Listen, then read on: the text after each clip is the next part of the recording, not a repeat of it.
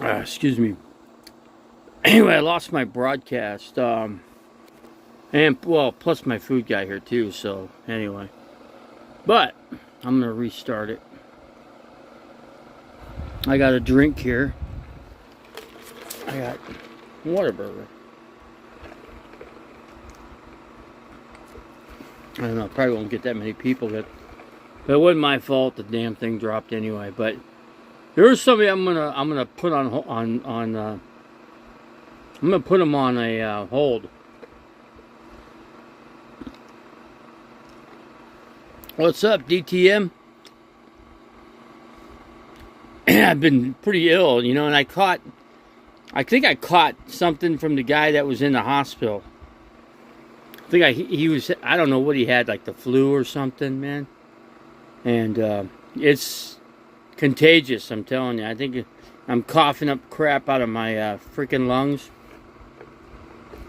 Yeah, so if I don't sound right. Now, I'm pretty beat, too. Yeah, I'm in the RV and it's hot. I'm in Phoenix, Arizona. It's freaking hot. I got nobody, you know, I'd actually, yeah, well, I've been, yeah, I'm glad somebody worried, you know, because the hospital sure didn't. Oh, you're stable, you know, but yeah, when I got in there, I was not. My kidneys were failing me, and I guess they got the kidneys. The thing is, when you have a kidney, you know, they don't get you a kidney doctor. They don't get you what you need, you know. But anyway, it's probably they don't really want to do much for you, really. But probably because I've been in the hospital so much that they don't even want to see me. And my feet aren't doing that great too. I got a couple sores on my feet, so. But I'm gonna have to check my sugar tomorrow and get some insulin in me.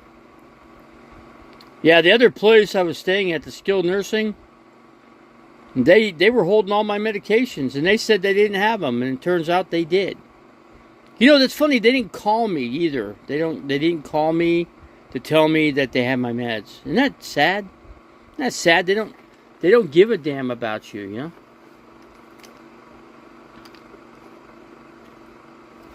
Well, he's up in Flagstaff, and it's getting kind of chilly up there now. So, I don't know. I can't really see the doctor. You know, it's not that I mean, he really can't do much for me, really. You know, I do the best I can. You know, I do it. But when the heat, it's hot down here still. But it's supposed to cool down. But when that will be, I don't know. Sometime this week. You know, I got Revelator Phoenix. He's a royal pain in the butt, man. I'm telling you. You know, he irritates me to no end. I'd much rather have him not in the channel. Because I think it's, you know, the guy had the room in ice cold, like an ice cube, man.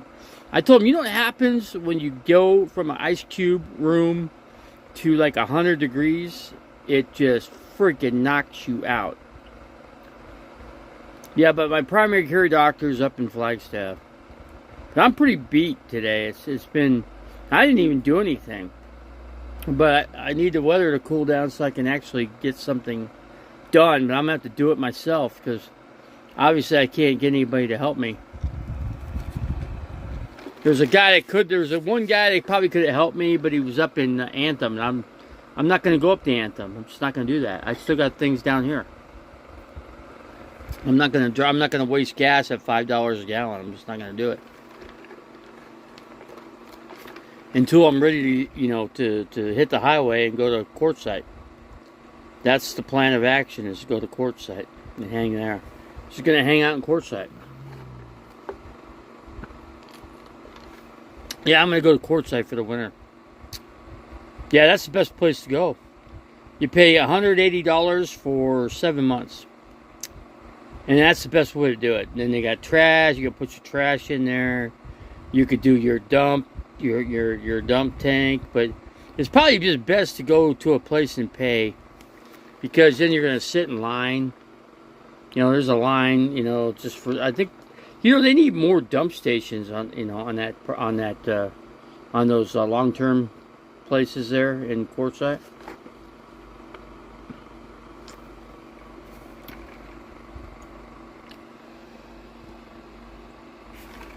Yeah, but that's definitely what they need. I don't have much strength tonight.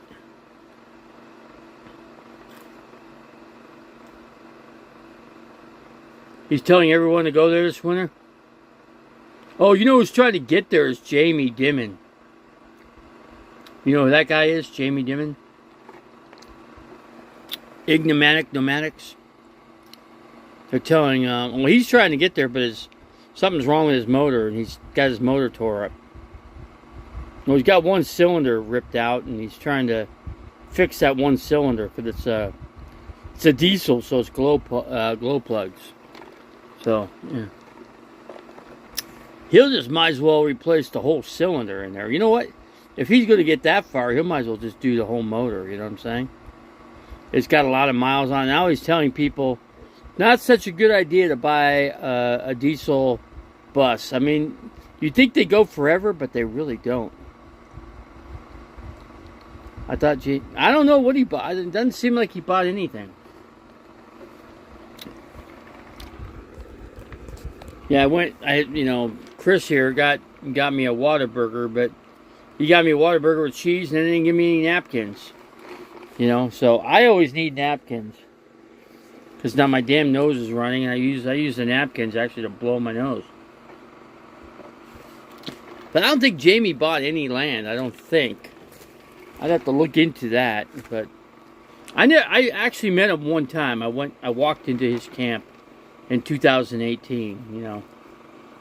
I don't think he remembers me. I'm sure he don't. Hold on a second, let me put my drink down.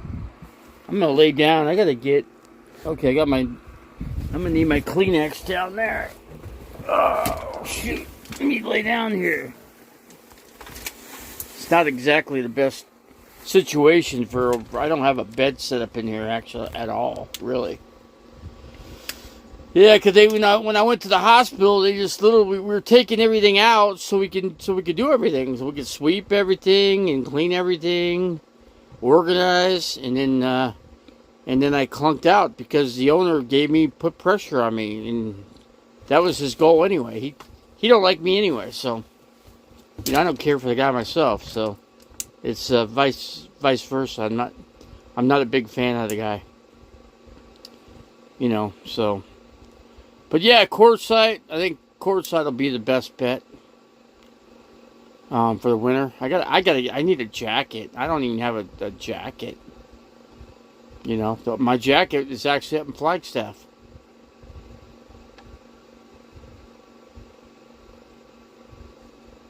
Yeah, I don't have that option right now. I mean, I got everything packed in both sides. Revelator Phoenix, boy, you're being a royal pain in the butt for me. Telling you that much. You want to. I'm not. You know what? I don't have to sell the property. I don't have to. I don't have to do that. I'm not even worried about. But if I do, I'll get a roof over my head. It'll be that simple. I can. And once I do that, then I'll have a place. For 5-6 people can actually park in there and I'll have electricity, and I'll have water, and I'll have all that. But at first, I gotta, I might have a buyer right now as it stands. The guy to the north of me is interested, but he's not ready to pull the plug. He should. Now's the time. Well, if he did buy, he'd be paying cash. He'd be a cash man. So yeah, the interest doesn't bother him because there is no interest when you pay all cash. So he's okay with my price, but I'm gonna just I'll look for some places for a little less, for like 20 grand less or 15 grand less, and that'll give me a little cushion space, little cushion. But that's the plan of action. But yeah, it's not that big of a deal. I gotta, it takes time to do what I gotta do in this thing. And I got too much stuff in here. And it's all thrown on the one side and then on the other side. So I got no place to really, lay out, lay down. And I built basically I got a bed built on the other side, but I got to get everything off of it. But I can't do that yet because I need to take the upper deck and I need to get rid of the carpet up there and take it out. The carpet just slides right out. And then I got to sweep it really good, and with a shop vac. And then after that, I have to. I'm gonna spray it. I'm gonna spray it really good. I'm gonna get the mattresses that are up there off and out, and just get rid of them. I don't. If I needed something up there, I'll just buy an air mattress and put it up there. But you know what? I don't want to sleep up there. It's too hard to get down from the upper deck. So that's just simply for storage. And all this stuff can go up there. But first, I got to get it all cleaned up. So that's just going to be a job for me. But I got a plug block, but I'm going to need a 3-prong so I can plug in the shop vac. I mean, I can run it off the 2,000 watt inverter, but it's just going to eat up the batteries. And I don't want to really do that. Yeah, so anyway, my price is good for the guy that's interested in it. So, and it's right at the right, price, what everybody else is selling for. So, I'm priced right on the money, right where I need to be. So I don't need to go down any lower. Actually, I could have kept it.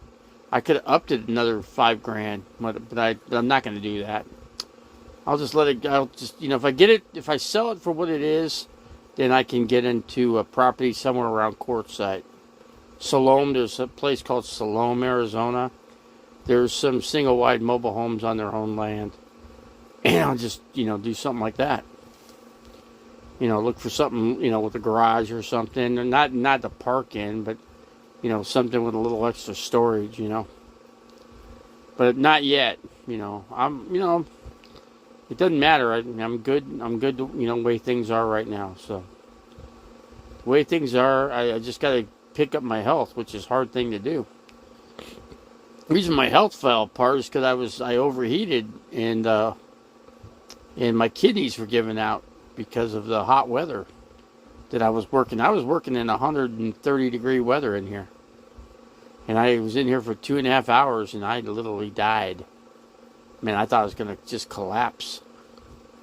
And then as it turns out, when I got to the hospital and they did the blood test, my kidneys were failing. So I don't want to, you don't want to fail your kidneys for sure. The way this sells, let's put your price next to But yeah, I'm not, there's a guy, like I said, he's interested and he's got cash.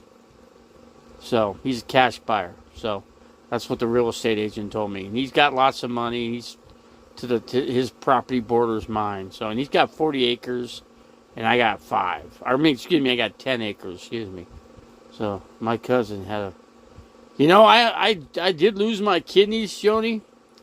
Hey, Ray, what's going on? I lost the broadcast. But anyway, my food just got here, so it's really, I had to eat. I was hungry, man. I didn't have anything for lunch. I had a omelet for breakfast, a small omelet with a tiny bit of potatoes. And I had 2 cups of coffee. What else did I have? That's it. That's pretty much it. I would much rather trade one of the cups of coffee for a cup of grapes. Grapes would have been better. I like grapes. They just give you a little cup, You get about 11 little small pieces of grapes. The Raccoon Whisperer that's on YouTube, he actually feeds the raccoons more grapes than I get, They get to eat more than I eat. Those damn things eat like 8 or 9 hot dogs a piece. Those raccoons out there. They're fat too. He fattens them up, but then again, they need a lot of fat. They need a lot of fat on them because they got to sleep the whole winter. In a den. And they know it. They can sense what's coming. They know winter's coming. When it starts to get a little chilly, then they realize. They'll come till it starts snowing, and then after it snows, yeah, hospital food is worse than. Well, it wasn't bad in that hospital, but But anyway, when I was in the skilled nursing, that was the best place to be. I should have just went right straight to the skilled nursing because, the insurance covers that 100% for 20 days, up to 20 days, and Medicare pays all of it. But I was only in there for half of that. So I've only used about, let me think, 10, 20. I've used 20 days so far out of 100. You get 100 days out of the year, and I've only used 20 days out of it. So, but not that I want to use the rest. You know what I'm saying? The RV's running. The RV is running great. DTM. The RV runs great. The RV is ready to roll, except the inside. The inside, the way they just threw everything in here. So everything's I got to go through everything. But I gotta clear the top deck, the sleeper deck. Just like Joni Portwood would know, because she's got a camper with the upper sleeper deck. I gotta get rid of the mattresses up there and the carpet. There's a little piece of carpet. I'm gonna get rid of that, and I'm gonna sweep it all out. Thoroughly sweep it with a shop vac that I got in here. I don't have any other kind of vacuum cleaner to use. That thing uses a lot of power. I'm gonna need to plug it in to his outlet here at the house, because my solar, it'll just chew up my batteries. I gotta have enough to run this refrigerator. So, and I really need to upgrade the batteries and take the 3 batteries completely out. They're heavy as hell too. I think they're like 100 pounds a piece. That's 300 pounds right on the passenger side. And then I got a space now that I took the couch out. So I took the couch out because the couch was shot. Anyway, besides I had to get rid of it regardless. So it's gone. And what else am I going to do? Then I could just cut a piece of board that'll, I could join, what's his name's camp, the Mobile Travelers Camp. He does all that kind of stuff. So I could get him, he could get wood for me, I'm going to switch to lithium. I'll just get a 200 amp hour lithium. Dr. Prepare has one. It's got a 10-year warranty. There's another one that I was looking at too that's got a 10-year warranty too. So yeah, you don't need to go with Battleborn. I mean, those guys are still selling those Battleborns for like what, $1,000 a piece, basically. Still, after 3 years, they haven't dropped the price at all.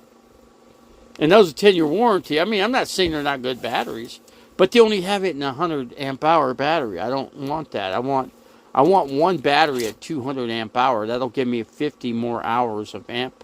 And I could drain it down to 0 almost, like down to 10%, and it'll charge right back up. And it won't hurt the batteries at all.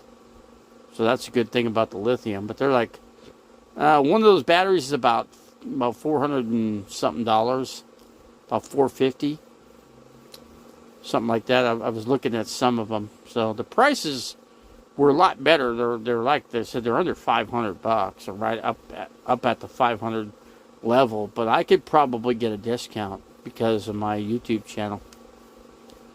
I'll just tell them I'll do a video on their battery, and I can get a better deal. I got 100 amp hour lithium off of Amazon for $320. But they have a 200 amp hour. That's what I want. Just one 200 amp hour. And I have the option of getting a second one, But I'll just get one for the time being, because 200 amp hours is way better than the 150 I got with the AGMs. And those are underneath the RV. So I'd rather, now that I took the couch out, now I can put the batteries inside here. So now the batteries will, stay warm in the wintertime, when you get those cold nights, and then the lithiums don't like that. So they'll be inside, where it'll be, warm in here. It'll be at least keeping it about 60 degrees here, 65 during the winter, something like that. But we'll see. I gotta keep my health up. Gotta check my feet. I gotta get a mirror to one of those mirrors that I can look underneath my bottom of my feet, and so I could see, because I can't physically see my foot.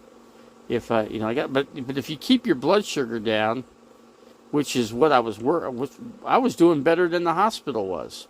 The hospital was like keeping me at 200, but I was eating foods that wasn't impacting my blood sugar, and that's what the nurse said. And the one nurse, he goes, well, we didn't have to give you insulin. I go, that's because I was eating freaking rabbit food. I was eating nothing but garden salads. That's why.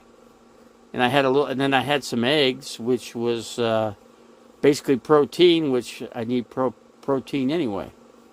But give or take, either more or less, you when you're diabetic, you're just kicking yourself anyway, one way, because almost all the food you get, even salad, even water has, like, was it? There's like 8. I forget what the level was, but there's actually a bunch of sodium in the water, and they actually didn't want to give me water. And I go, well, I need water for my kidneys, but I don't want too much. I need to find the equal balance, between the heart and the kidneys, and I'm not sure what that is. I gotta talk to a nutritionist and see how much, because those people at the hospital don't help you out. They don't care. They could care less about you. They just want to get you out the door, and they got my kidneys so that they were, the kidneys were acceptable, and that's it. Let's see. Okay, I think I need. But what I'd love to do, but it won't happen this year. Maybe next year. I don't know. Go to like Home Depot and pick up a Magic Chef refrigerator, like a one of those home, not home. Well, it's a home style refrigerator. But yeah, I have to get this one out, and then that way I could get rid of the other refrigerator that's in there. But maybe I'll just use both of them. They'll give me more freezer space. You know what I'm saying? I could just use the refrigerator in here for all freezer, because you could take both sides of the compartments and just either use them as a freezer or a refrigerator. In my case, I'll just turn it into a refrigerator, or actually a freezer, and then that way I can keep ice in it. It's just like one bag. I can make my own ice too. That's something I can do as well. Stay away from hospitals and prescription meds. I have to take gabapentin. I'm sorry and I got to take my heart medication. That means Entresto, and I got to take metoprolol, which is for my heart, and it's also my blood pressure medication. See, they were giving me something else in addition to the metoprolol for the blood pressure, and that was just overkill. But it was knocking my blood pressure down to like one. They got it down to like one. I was like 118 this morning, 118 over something, which is really good. But when they were just giving me the one pill, it was sitting at like 158. So 158, 160 at the most. So that was just too much. But no, I'm going to take the heart medication, because otherwise, what happens is without the heart medication, I feel with the heart. See, here's the thing. Here's something Revelator Phoenix doesn't have, is congestive heart failure. That alone can kill you. That kills people. So I need to take the pills so I don't get fluid in my lungs. Let's just say I catch the flu. Then the fluid's just going to go right into the freaking lungs, and then I'm going to not be breathing. And the guy next to me had the flu bad. He was hacking, and I almost said, hey, put a mask on, man. Cover your mouth when you cough, because all your germs are just floating all over the freaking room. And then he had the room down to he turned the room down to 50, it was 60, actually 60 degrees in there. 60 degrees, and it was like 55. And he was actually freezing last night, so he actually got an extra blanket. He had like 3 or 4 blankets on his bed, and I only had one, and I was freezing my ass off. Yeah. So anyway, that's a bum deal there. But of course, it's always a bum deal in that situation. Yeah. Let me get my drink here. Hold on a second here. I got Diet Coke here. I'm not a big fan of Diet Coke. The only thing is, out of the fountain, it tastes better. So it's okay, but it ain't what it should be. Here's Whataburger. See. And I can't find my adapter to this little solar generator. So it looks like I'm going to have to order one. I'm going to have to go through this stuff here and order one. These cushions, I'm not happy with the cushions. And I don't know. I'm not real thrilled about these cushions, but I don't have too many options. Diet Coke. Well, you know what? Everything does. I had to get something to drink, man. Yeah, I got water in here, but it's not cold. Okay, I think I maybe have one in the refrigerator back there, but I'm not going to get up and go get one. Okay, I'm just not going to do that. Water. Sometimes water doesn't do you justice either, because the doctor told me, oh, if you drink too much, then it hurts your kidneys and your heart, or vice versa. One too much or too little, you got to find a happy medium, and I don't know where that is. Like how many bottles of water at 16 ounces can I drink a day? I don't know. That'd be, if I had a kidney doctor, they could tell me, and a heart doctor could probably tell me too. But they were telling me, oh, you got your heart doctor there. You need to see your heart. I said, no, I don't, because then I'm stuck here. No, I don't want to do that. No, my heart, according to them, I'm okay. According to the freaking hospital. So if I'm okay, then what are they telling me to go see a heart doctor for if they're releasing me out of the hospital? Why? Why are they telling me that? You're telling me something, and then they just kick you to the curb. Which, I knew I was going back to the RV anyway. I just wasn't happy about it because I knew the outside temperature. Now, if the outside temperature would have been 75, degrees, then I'm happy camper, man. That's perfect temperature right there. Then I can work in here and get stuff done, and it's not going to kill me. But when it's over 100 degrees inside here, you just move a couple feet and you're exhausted, man. Just takes everything out of you. But there's a guy up in not Quartzsite. He's up in actually, if I get to Quartzsite, I can get some work done there. I go to Mobile Travelers Camp, and I'm going to talk to him about hanging out in his camp, because he does all the cooking. So all you got to do is chip in for the food, and then he does all the cooking, and then he makes all the plates for everybody to eat, and we do it that way. See, life giving. But yeah, I got some water in here. I put some of the water, actually, I put a lot of it in the closet back here. I cleaned out the closet completely. I did that, and I put, 3 cases of water back there. And I need to throw some more water back there too. And I don't like to do that, but I'm going to do it just because I got to get it out of the way so I'm not tripping over it. And I got the kitchen there, they got some work to do, man, because they threw a bunch of stuff just any old way. They didn't do it the way I would have done it. I mean, they don't understand when you drive the RV that things fly around. They treat it like it's a house. So when you drive, you turn a corner and everything, from one end to the other on one side, it just goes it'll fly all over the floor. And I can't afford that, because that's going to take me more energy to pick it all up and clean it up. So I'm going to make sure that I try to put as much of that in the closet that I got back there, and then try to get as much of that put away. But I'm missing one of my cushions. So I got one cushion I'm missing here. So I really don't have enough to sleep, but I got to sweep out that, like I said, that top deck and get that ready to go. Get the cushions out of there and leave them here and have them throw it away, sweep it, and then I'm gonna spray it really good. So I got some really good bug spray, but at the same token, I gotta get a chair out and I gotta sit outside, let it air out for a couple hours before I can go back in.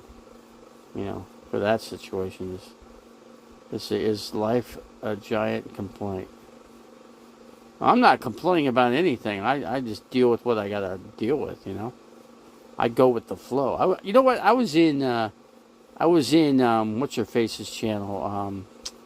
What's her name? Tasha Teeling's channel. And I asked her, "Hey, how was the hurricane in Florida? How the hell was it?" And she didn't answer me. So she, whatever. Is she a real she, or I don't even know the answer to that. I don't know.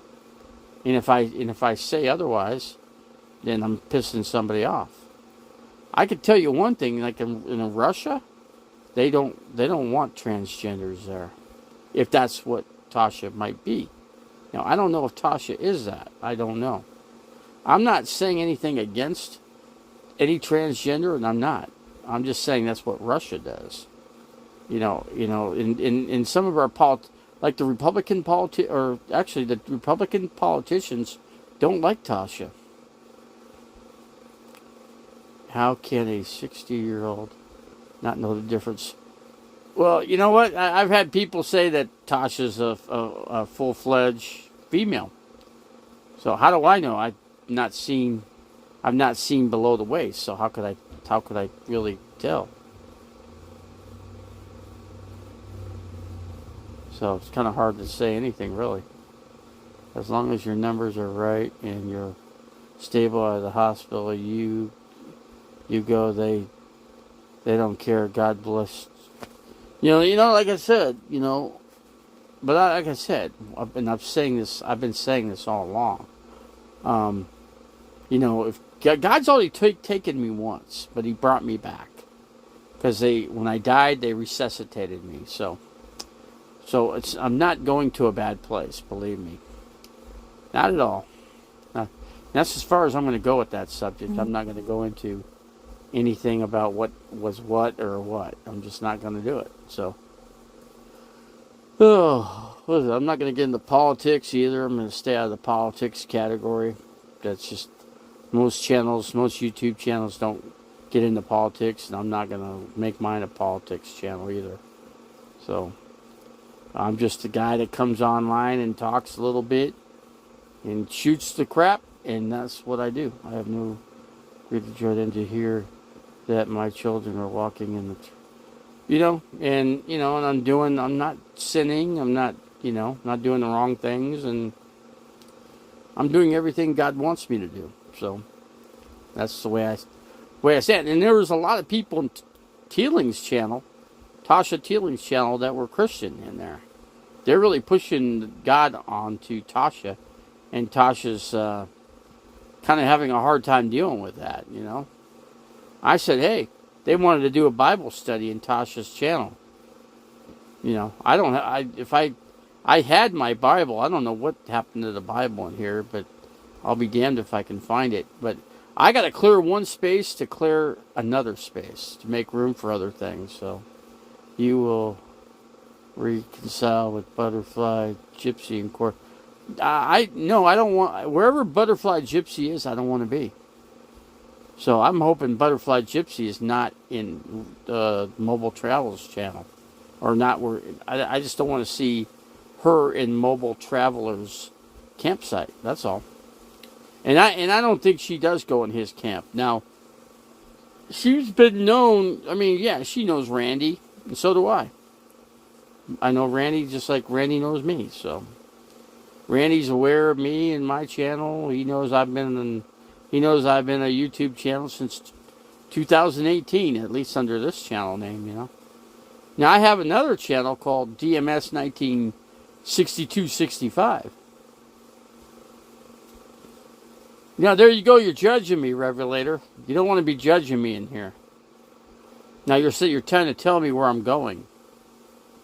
Now, believe me, and you don't exactly walk the true line either, Revelator. Believe me, I know how you cuss at people, and tell people off and you're very pushy with people. That's not Christian like either. So are we all Christian like all the time? Sometimes we're not. Sometimes you just can't be. But for the most part, I am. God says, "Fear Him alone," but you fear me. I don't. What do I fear? Who do I? Actually, I fear you, Revelator. You're the only fear I have. You stress me out. You put stress on my heart and onto my body by pushing me to go, to where this guy is, and have him help me. He's going to be gone in 2 days, and that's going to be that. And I'll go to the court site, and I'll find a dozen people, if not hundreds of people, that can help me out there. Believe me, Randy alone can help me with a few of my things. He could build a bed better than anybody. Believe me. So anyway, the dinette. I'm thinking that if I clear the dinette, but there's not really much room in the dinette area underneath the seating area because there's wheel wells in each side, so the wheel wells get in the way.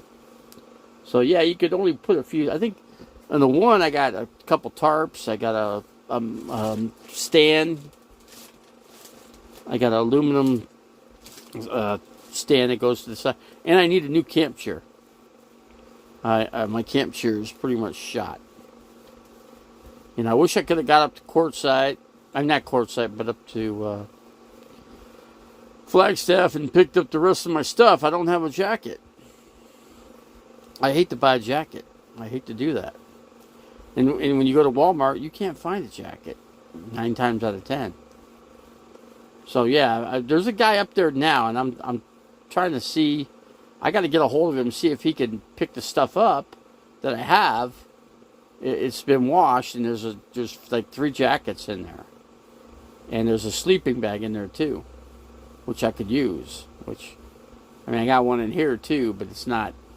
It's not a warm sleeping bag. I had a warmer one, but hell if I know what happened to it. Just disappeared out of here, Just like everything disappears. I gotta find the drone. I gotta find my drone in here. I found my camera. That's good news there. That's the most expensive item I had.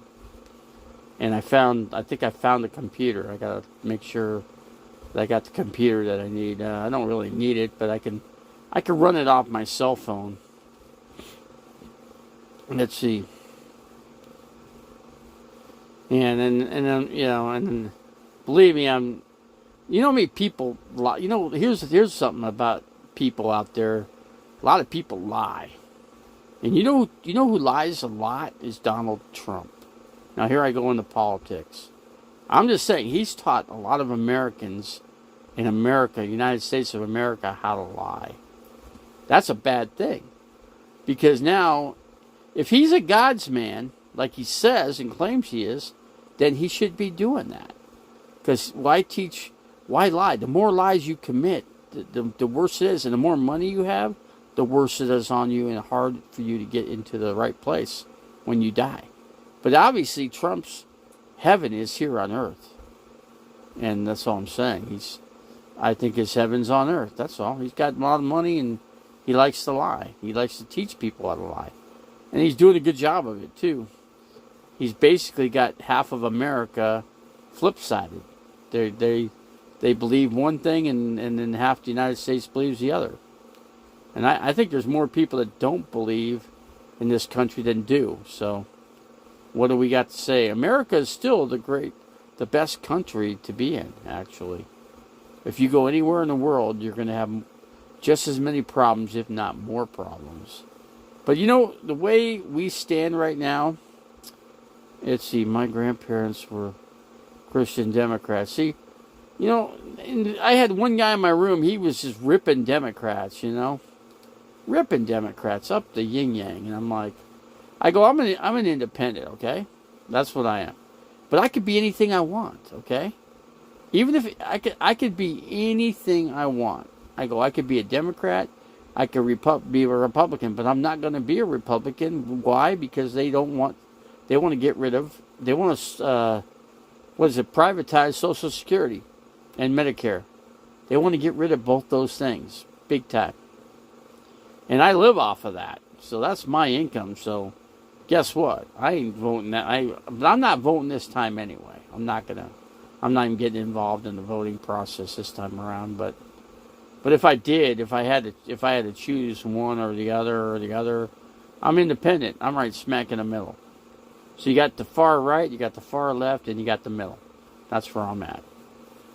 So I'm not too much in the one. I'm not too much in the other.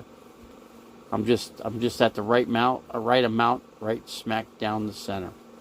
And that's where I stand. That's all. But I'm going to promote a party that's going to promote Social Security disability, because that's my income. And if they take that away and privatize it, you know why they want to do that? So the money goes in their pocket. That's what they want. There's a guy named Masters that's running in Arizona, and he's only 2 percentage points off of what's his name, Mark Kelly.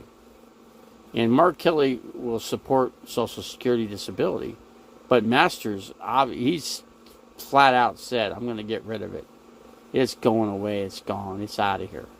And I'm not gonna support that. But it says so in the. But yeah, I mean, But I'll tell you what the Bible also says. The Bible says that there's going to be a nuclear war too, and there's going to be a nuclear destruction that's going to happen in the United States of America. So plan on that, and that could be happening soon. Who knows? I mean, right now as it stands, we're pretty close to it. I believe we are. Some people might say no, but it all depends on what Putin decides to do. If he decides to use a nuclear bomb, it doesn't mean we're going to use one. We might retaliate with a conventional. We have conventional bombs that do just as much damage as a nuclear bomb, but it doesn't do the same damage because you don't get all the radiation into the air. See. If Putin if he was to do that to Ukraine, it could be a damaging thing for Russia, because all that radiation fallout could end up going over to Russia, and all those people would get infected with radiation. Same with their wildlife and everything else. Their water, the groundwater and all that kind of stuff. Now my nose is gonna run like a faucet now. Man, I'm telling you, can't win for losing. But yeah, I had to get out. I couldn't do a live stream in the rooms. You always had a roommate. Every place I've been, at the skilled nursing, I had an SS officer.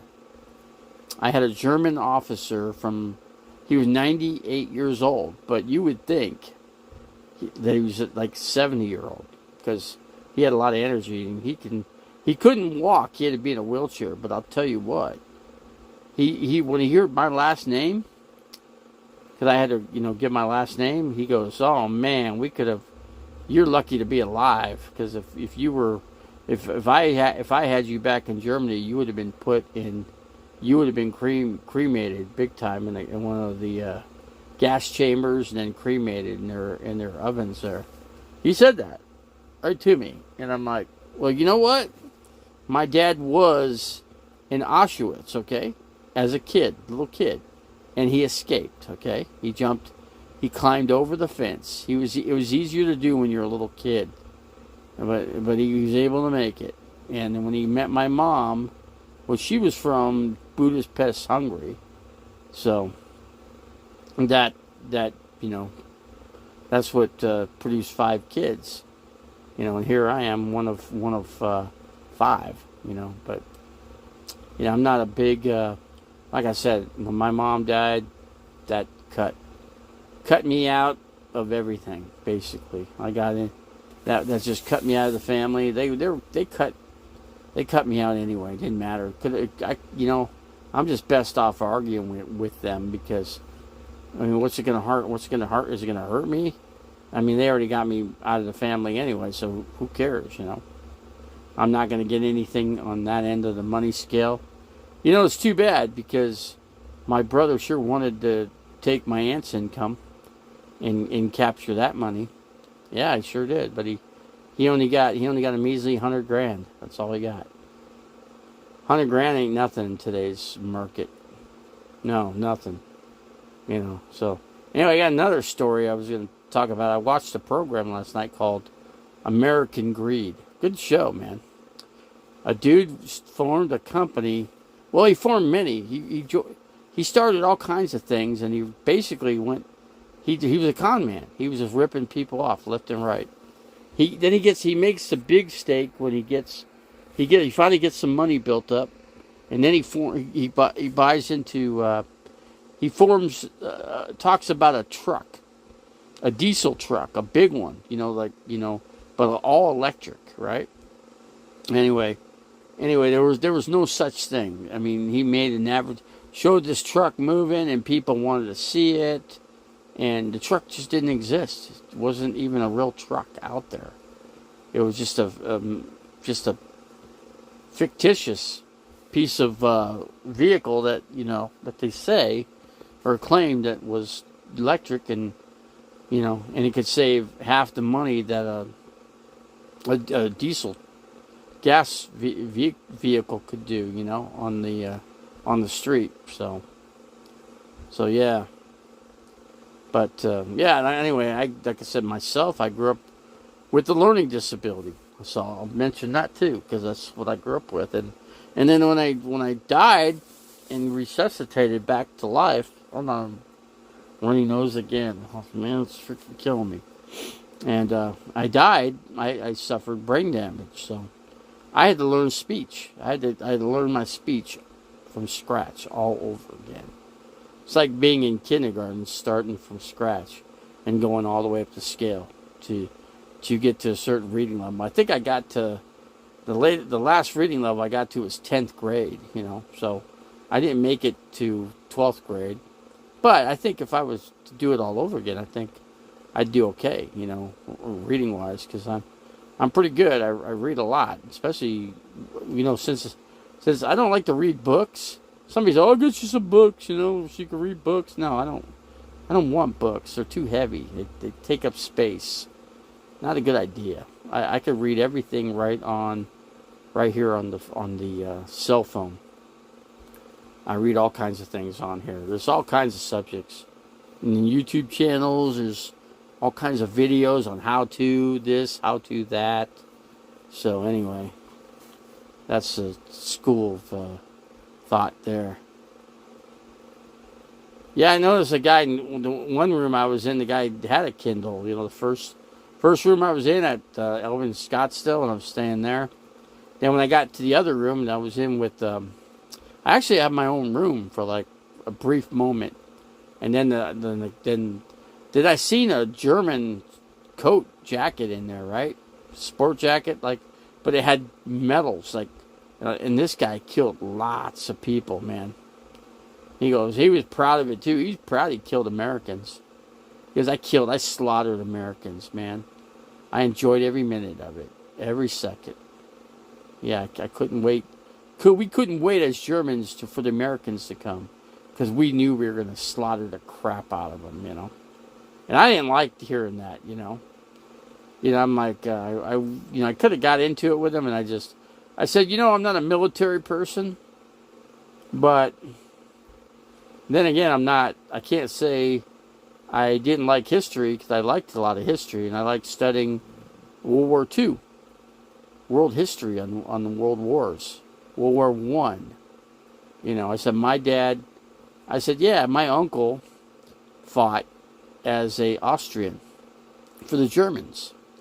Okay, he didn't want to fight. He was like a Ukrainian that got drafted and just shoved into the army and had to go fight, put on the front lines. He got lucky and he survived. He made it through.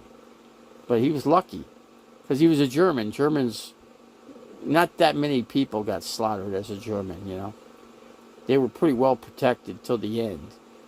And then that's when Russia and everybody just swarmed on them, They broke through all of Germany's lines and just broke through it and caused havoc for the Germans. And And then it got to the point, like I said, when Hitler just had to say adios. And like I said, I think he went to Argentina. That's where I think Hitler went. Hitler didn't. His body was never found, so you can't say that he committed suicide like they say he did. But I don't buy into that. But who knows? Who really knows? Nobody really knows what really truly happened there. But the guy that was in my room, I can't remember. I didn't want to even know his name, but anyway, he was all into Hitler, and he loved Hitler, loved everything he was doing, and he was fascist all the way. And he goes, "You guys are going to become fascist." He goes, "Donald Trump is a fascist." I said, "You know what? I'm aware of that. He's also an autocrat too." I said, "I'm aware of that as well too. I'm aware of all the things you're telling me." Okay. You know, if he's the next president, you know, him and Putin are going to get along just fine. I said, maybe they will, maybe they won't. You know, he might. If he was to get along with Putin, then guess what?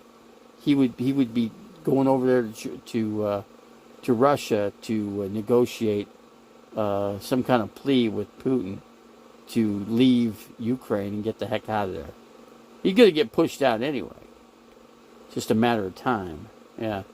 Oh, we got Janice Lala here. What's going on? How you doing, Janice? How's it there in, well, what's your state? God. Try to think what your state, Connecticut. Yeah.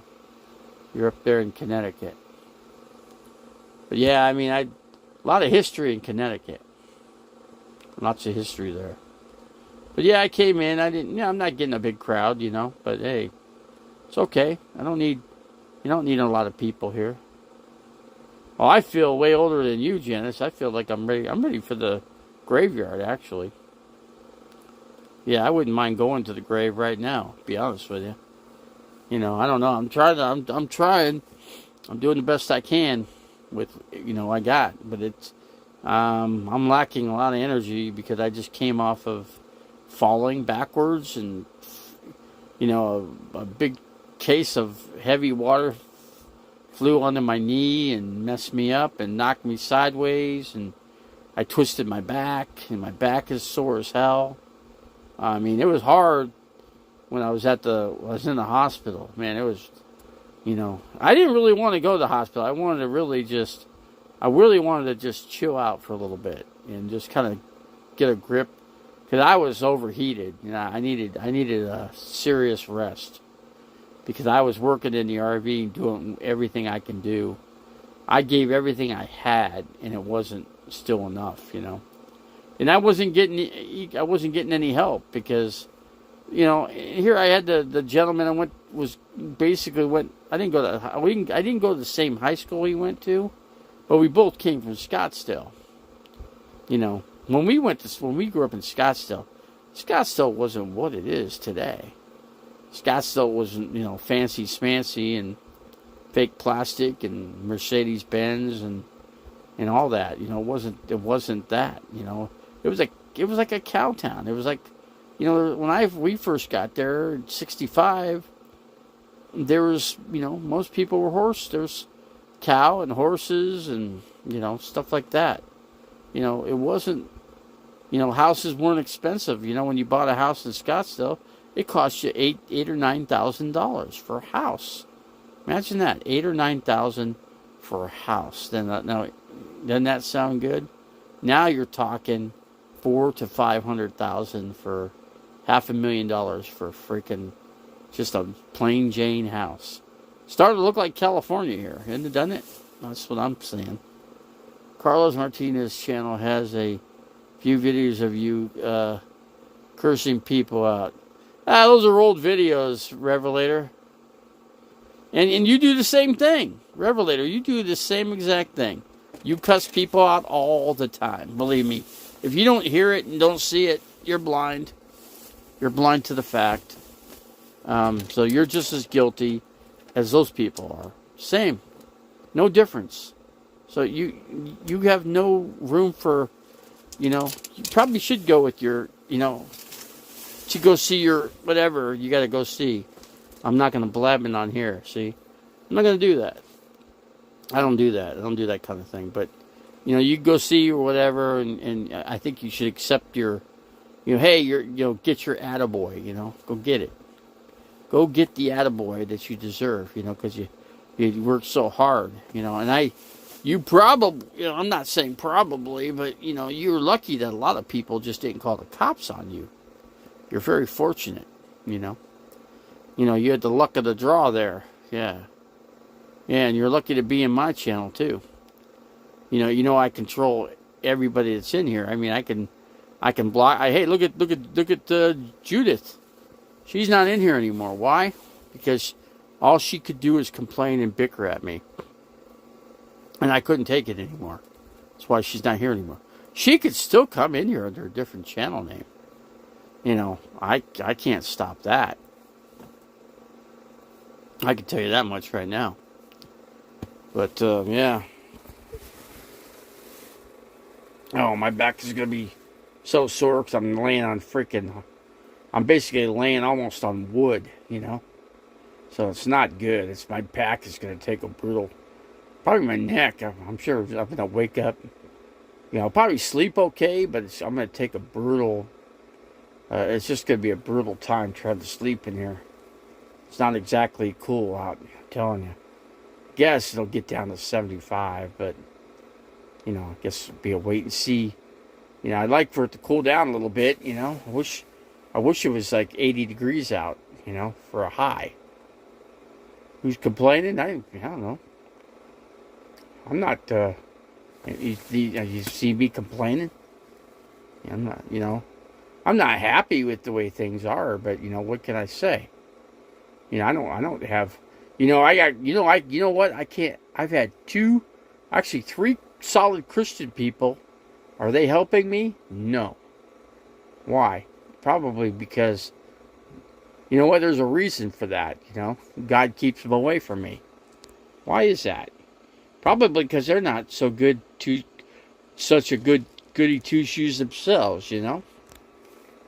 You know, like the one guy I know, the friend that's worth millions of dollars, that he brags like, oh, I'm worth $3 million and I got all this business and I got so much money I don't know what to do with it all. You know, I go, how about giving some of it away, man? You know, you're better to give it away than hoard it, you know. So why hoard it when you can just give it away? So just give it all away because you'll just get back what you give, right? Isn't that what God does to us? He supplies us with more when we take the weight off of our back. You know? Tell Chris, he got 3 of them, but I'm missing 1. And I got more. There's a computer still there. So I still have more stuff. I got to go through what I have here. I got to do an inventory, and I haven't got that far. You know, it was just too hot. I got out of the hospital at 1 o'clock, and I went right to the hot box. So, and all I could do is put a fan on me and just not move. Because if I did move for a second, I was out of breath, you know. And I don't want to break myself down. I'm going to take my time so I can do this, get this stuff done. It's not going to be quick. Not going to be rickety split, you know, but I'll get it done. You know, that way, I mean, I'm not paying anybody anything to do it. You know, the other guy, sorry to say, it was too good to be true. You know, I'm not going to go all the way up there. You know, and then all of a sudden here comes a cop, and the cop says, "Okay, you guys all got to leave." You know, I'm not going to get into that. No, and I'm not going to spend, you know, go 50 miles to, you know, in gas and waste money.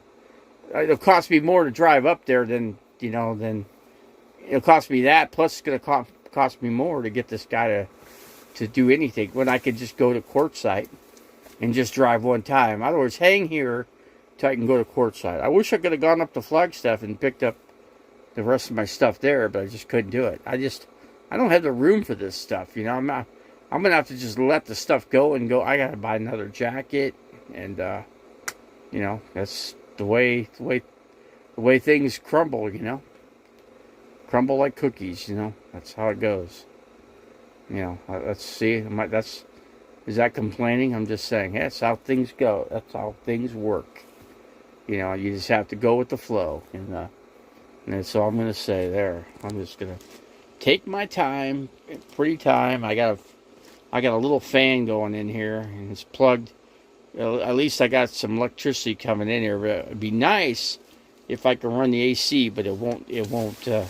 No, it ain't going to pull that AC. It's 13.5 tons of, or whatever, 13 and a half, whatever watts or whatever, 13.5. I can't remember what it is.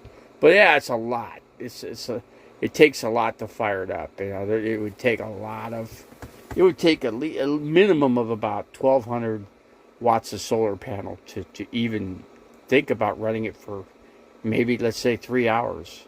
Of course, 3 hours is better than nothing, but if it cools down, if we can get it down to the high to like around 80 degrees, I think I'll be in luck, maybe.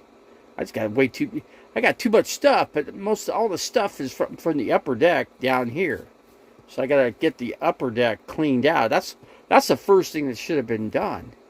And that's the last thing that, what they worked on was getting everything out of it, and then what they did was just shove it all back in. When I had everything out, if I didn't collapse, I could have had a professional insecticide sprayer come out and spray it. And it would have been done. Then guess what? It would have been aired out, it would have been sprayed, it would have been done with. And I get out of the whatever hospital, whatever, and then I'm good to go. And everything's put properly. The top deck would have been swept out and cleaned like I wanted it to be. I told the one guy. I told him. I said, "Hey, I'm not ripping you off. I mean, I made you money in your other life. Remember, when you owned a house, how did you make your mortgage payment? I took your records, your promos, and sold them. Yeah, every week I roommated there, but I paid him rent, and he should have taken off for rent for selling the albums. But instead, I got her like an order of French fries instead. That was a nice thing. Well, at least he bought me some French fries, right? I mean, think of it. How much did let's say a meal deal cost at Wendy's or Burger King or whatever? How much would that have cost? When I made him $2,000 going out and selling it. I made a minimum of $2,000 every time I sold his albums. I took it to like Zia Records, and there were quite a few record places back in the day which aren't around anymore, because the record industry is like, what? It's dead. There's nothing going on with it. How does a musician survive today? Not very good. Not in today's market. No, not even. Let's see, but when you give to the needy, do not let your left hand know what your right hand is doing, so that your giving may be in secret, when your Father who sees what is done in secret will reward you. Yeah, but you still gotta work on treating people better. Revelator, you gotta treat people a little better than you do. It's not nice to just, if a guy says something, if you don't like it, then you just have to walk away and say, hey, I'll pray for you, guy. I'll pray for you. That's what you do. Instead of bickering at him and say, hey, F you or whatever, here's the finger, instead of doing that and try to get the guy's face, sock him in the mouth, you just walk away. And you say, I'll pray for you, guy. I'm going to pray for you, okay? In the name of Jesus, I'm going to pray for you, okay? In the name of Jesus Christ, I pray for you. And that's just what you do. You turn your back and you walk away from it, and guess what? You're best off. And the guy, you could just walk up and you could turn the tone of, let's say he's pissed off and he's cussing at you, whatever. They have a certain, there's like 4 different categories of people. There's a violent kind of person. There's a, passive kind of person. They're easygoing, outgoing. They get along with everybody. And there's a third and there's a fourth kind of person. There's 4 different type of groups. I remember I went to anger management class, and they teach you that. They teach you what to say and how you settle down a guy that's very violent. You know, the guy that's like blowing his stack. You can calm him down by the words you use. It's that simple. It's not rocket science either. So, I mean, that's just something everybody can do. Anybody and everybody can do it. Right? I mean, I think so. But I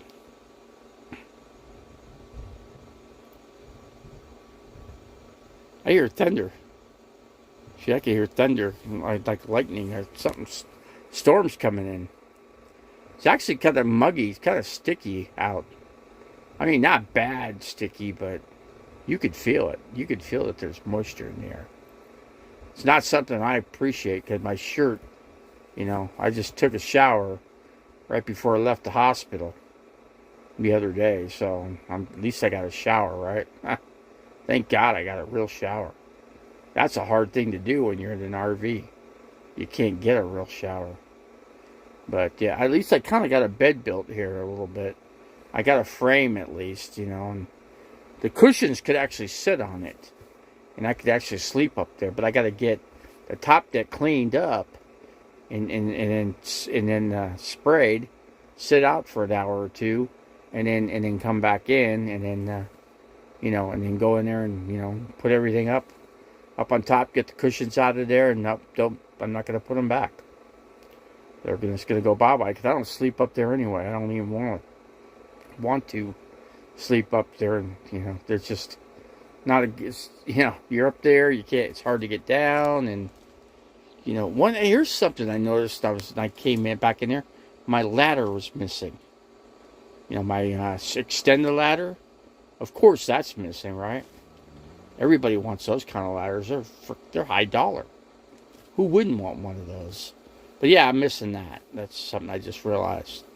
I wasn't. See, you just got to pay attention to everything that you had in there, because I'm still missing stuff, and I don't know why the heck they can make so many trips back and forth, and I still don't have everything that I'm supposed to have in here.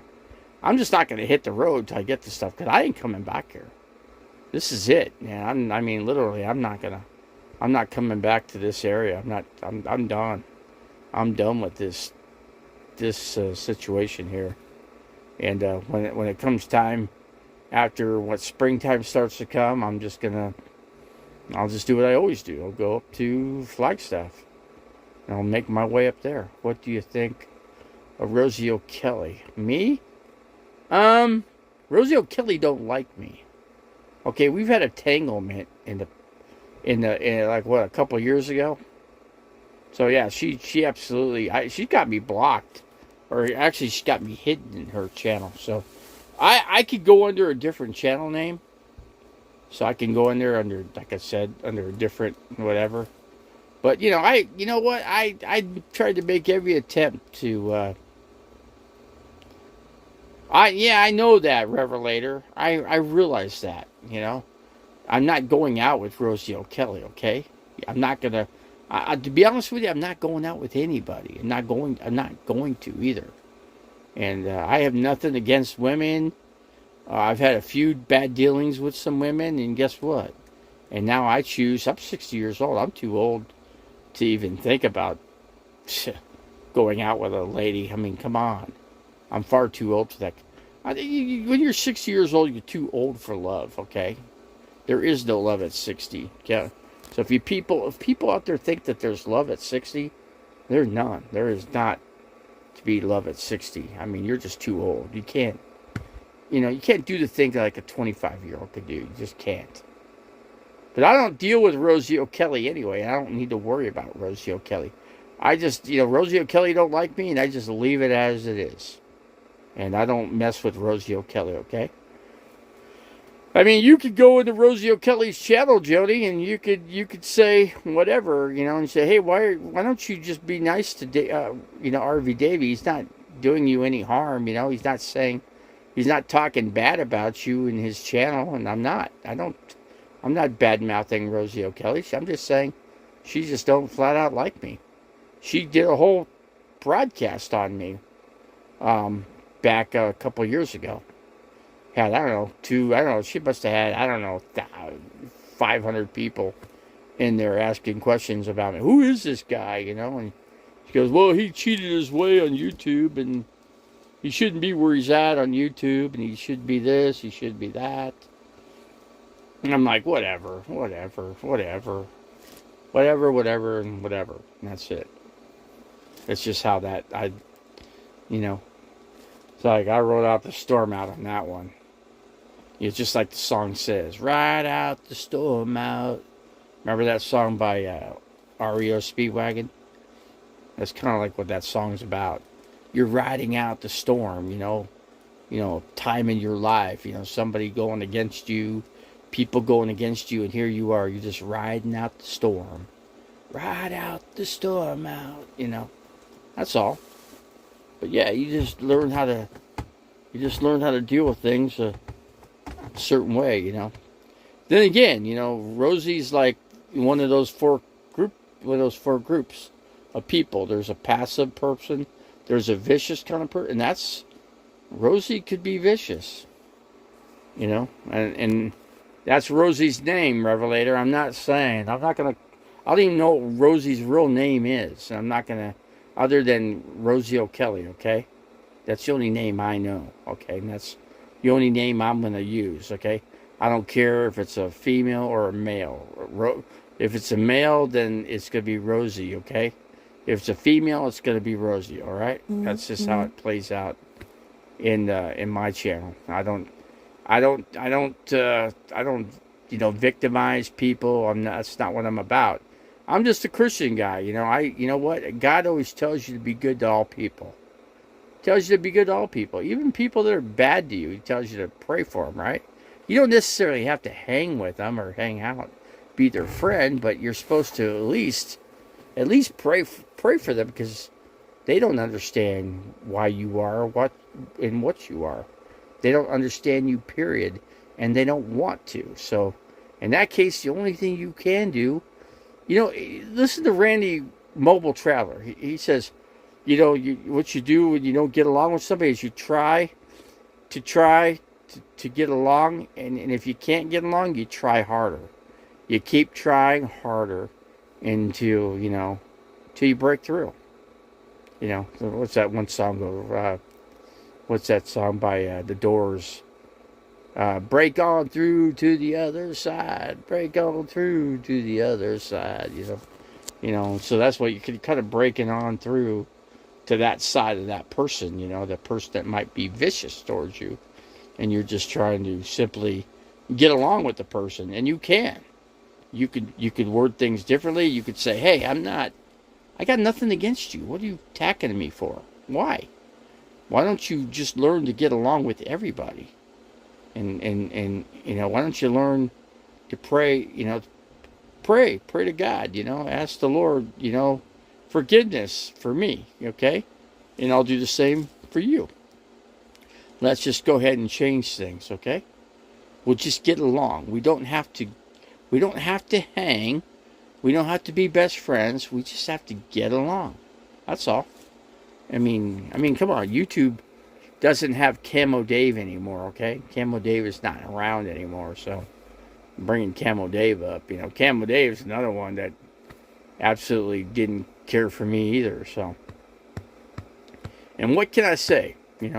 Camo Dave couldn't see. I don't know what happened to Camo Dave. And to be honest with you, I can't even imagine what happened to him, because I know he didn't believe in God. That's all I know. He said that. He said it many times. Oh, I don't believe that, there's a second life. I think when you die, you just die, and that's it. You just see black, and there's nothing beyond that. Or when you die, you don't see anything, Hold on a second here.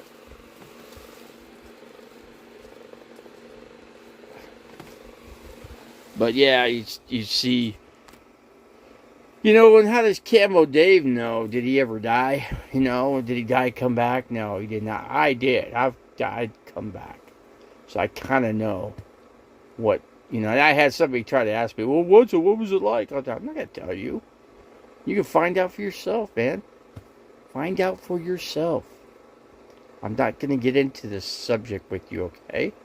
And here's this person. That's funny because he goes, well, I'll find somebody to do your insecticide spray, and I'll pay for it, right? And he came to me and told me that. See, I came out of the blue, and I'm like, really? You're going to do that? So I find somebody, then he goes, oh, it's too much. So I find another guy. So guess what? I played him. Just like he was playing me. So I said, okay. I found another guy, and this guy's $1,000, okay? And then here's a guy for $600. How about meet me halfway, right? Right down the middle. I'll pay $300, you pay $300. How's that? And on top of that, the $300 I get from you, I'll pay you back. Matter of fact, I'll give you collateral. I'll give you collateral, and until I pay you back. How's that? So I will always. So that way, I'll pay you your $300 back. Okay. But like I said, I'll give you some collateral worth more than what I'm borrowing, the $300, and then I'll get you back. And he said no. He said sell what you have, and whatever you get out of it, then you use that to use for your insecticide. But I have insecticide already in here, so I have a spray bottle. It's a half gallon, and one of those containers makes a full gallon. So all I got to do is pour half of it in a gallon container, shake it up, and then add the rest water until it's filled up. So at least take the half and whatever the rest of it. So you're mixing 50% insecticide, 50% water. That's all you're doing. It's not rocket science here, You do one thing, you do the other, and you take care of it. But the thing is, that stuff's strong as heck, But it needs to be done. It needs to be done twice a year. It'd be better if it. So you do it twice a year, you do a heavy dose, and then you do it like lightly in between, weekly, or I'd say every other week you want to do it. That way you never have an issue in your rig, with anything, You never have to have a problem, in regards to that. That's all. But yeah, anyway, Jim was playing me. And it's so funny. I said, well, I went to high school with you. And you're bragging how much money you're worth. You're bragging. What you do is you take everybody out to lunch. So, and then everybody offered to pay. But you said, no, I'll pay it. And then of course, we all thanked you. But I also said to him after, I said, when he was digging at me, I said, I'll tell you what. How many times did you take me out to lunch? I'll tell you what. I'll pay you all the cash back for all the free lunches I got from you. And then you got your money. How's that? How's that work? And so anyway, I was getting nowhere with him. He was still shoving gravel in my face, So I thought, well, I'm done. I just dropped him from Facebook altogether. And I'm like, I'm not gonna deal with this guy. I go, hey, I'll pray for you, and I'm out of here. How's that? There you go. Have a good life, guy. Have a good life. And I said, I'll tell you what. You come here right now in a skilled nursing. I was right down the street from his house in Scottsdale, and I said, hey, I got some cash in my wallet. You can take your family out to a restaurant. Your 3 family member, your son, your wife, yourself. Take yourself out to a nice dinner, and it's on me. How's that? So I'll cover at least half of the 6 that you took me out off your son, your wife, and you. And then I only owe you 3 more, okay? 3 more dinners or lunch, whatever. I said, I'll tell you what. But I think we're done. We're done because I'm not getting anything from you, okay? I'm not taking your money, and I'm not going to have to pay you back because I'm not borrowing anything. I'm not taking anything. I owe you absolutely nothing in life. I gave you my friendship, and that wasn't enough. So, guess what? That's not enough. That's what I can offer. Can't offer you anymore. You're a good Christian, supposedly. I mean, you don't show yourself to be a good Christian, but But you know what? That's not me to judge. I guess so. That's what I do. I guess what I do. I simply walk away from it all. I say, have a good life, man, with your millions of dollars. Please have a good life. I hope you make it to where you need to go or get to. So that's all I could say. How's that? And that's it. That's that for those apples. But anyway, so I'm hoping he keeps that fan running tonight. I'm hoping that fan will keep running because I don't have another one. You know, without no fan, it's going to become miserable in here. I am an Alpha and the Omega, and the first and the last and the beginning and the end. Oh, well, you should be a preacher, Revelator. I mean, you know the Bible word for word. That's why, I really think you should just be. I don't know why you're not a preacher. There's people that are preachers that shouldn't be, and they don't know. They don't have the knowledge that you have, and you're like a walking Bible, man. Is what you are. I mean, you should go into Tasha's channel, and give her some church, give her some. Oh, what's the word for it?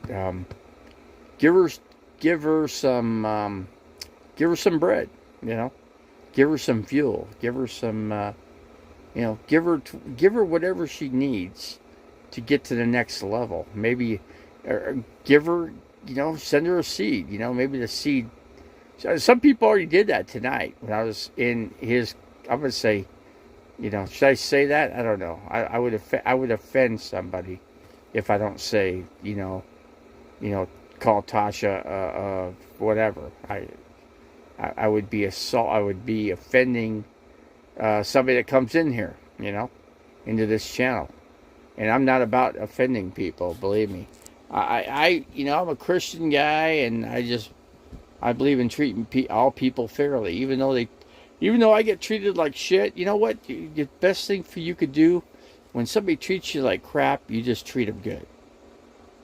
Just keep treating them nice and being nice, and guess what? What happens usually? What happens? Sometimes what comes around goes around. There's that saying.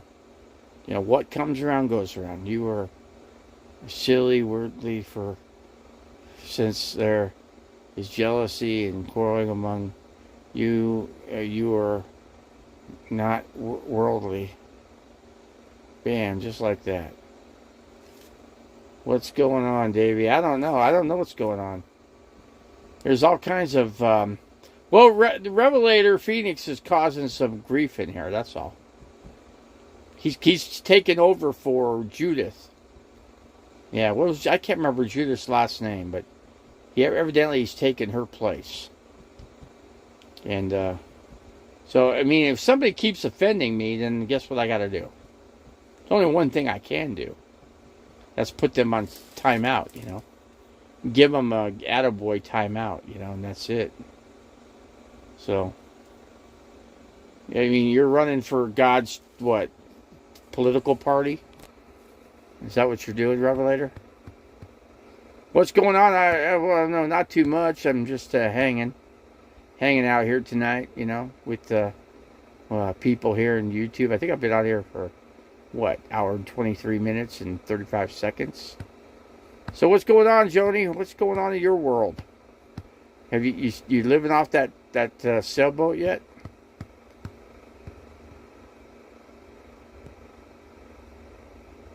Yes, you know what? I'm not, believe me, Revelator, I'm not fighting you. I'm not against you. I'm not doing anything, right? The only thing is, if I get offended, then I only have one thing to do. That's to put people on timeout. Doesn't matter who they are. If they're good and they be bad, then guess what? And they can't treat me right, or we can't treat each other right, then somebody has to go, Or I could have it so that I have somebody else let them go, and not me. And that way I'm not doing it, and somebody else is doing the damage, So I can always do that. I can make give Joni a wrench, and she could do whatever, I think the camper is more practical for now. I can park in driveways too. Well, yeah. There's a way. There's the way there.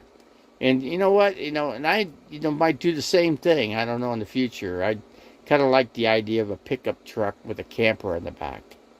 I kind of think that works out better. I'm preaching is that.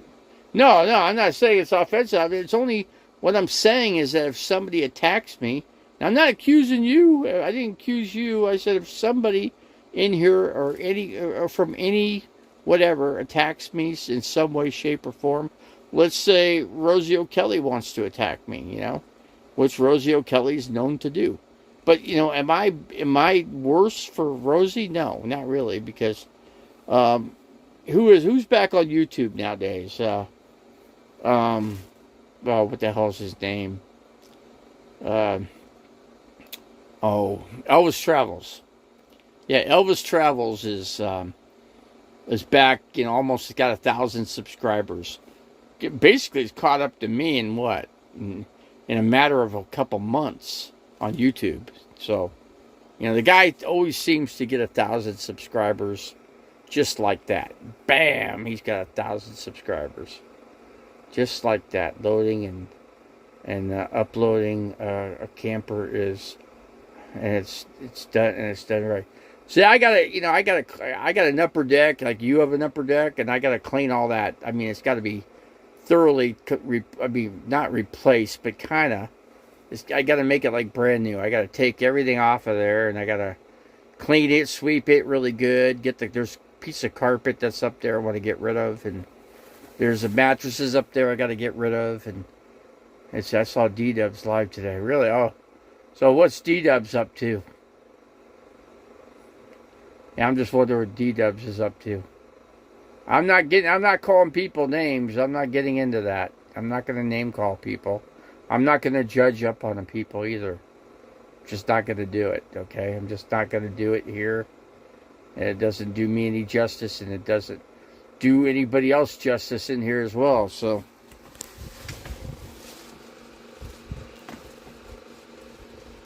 Let's see here.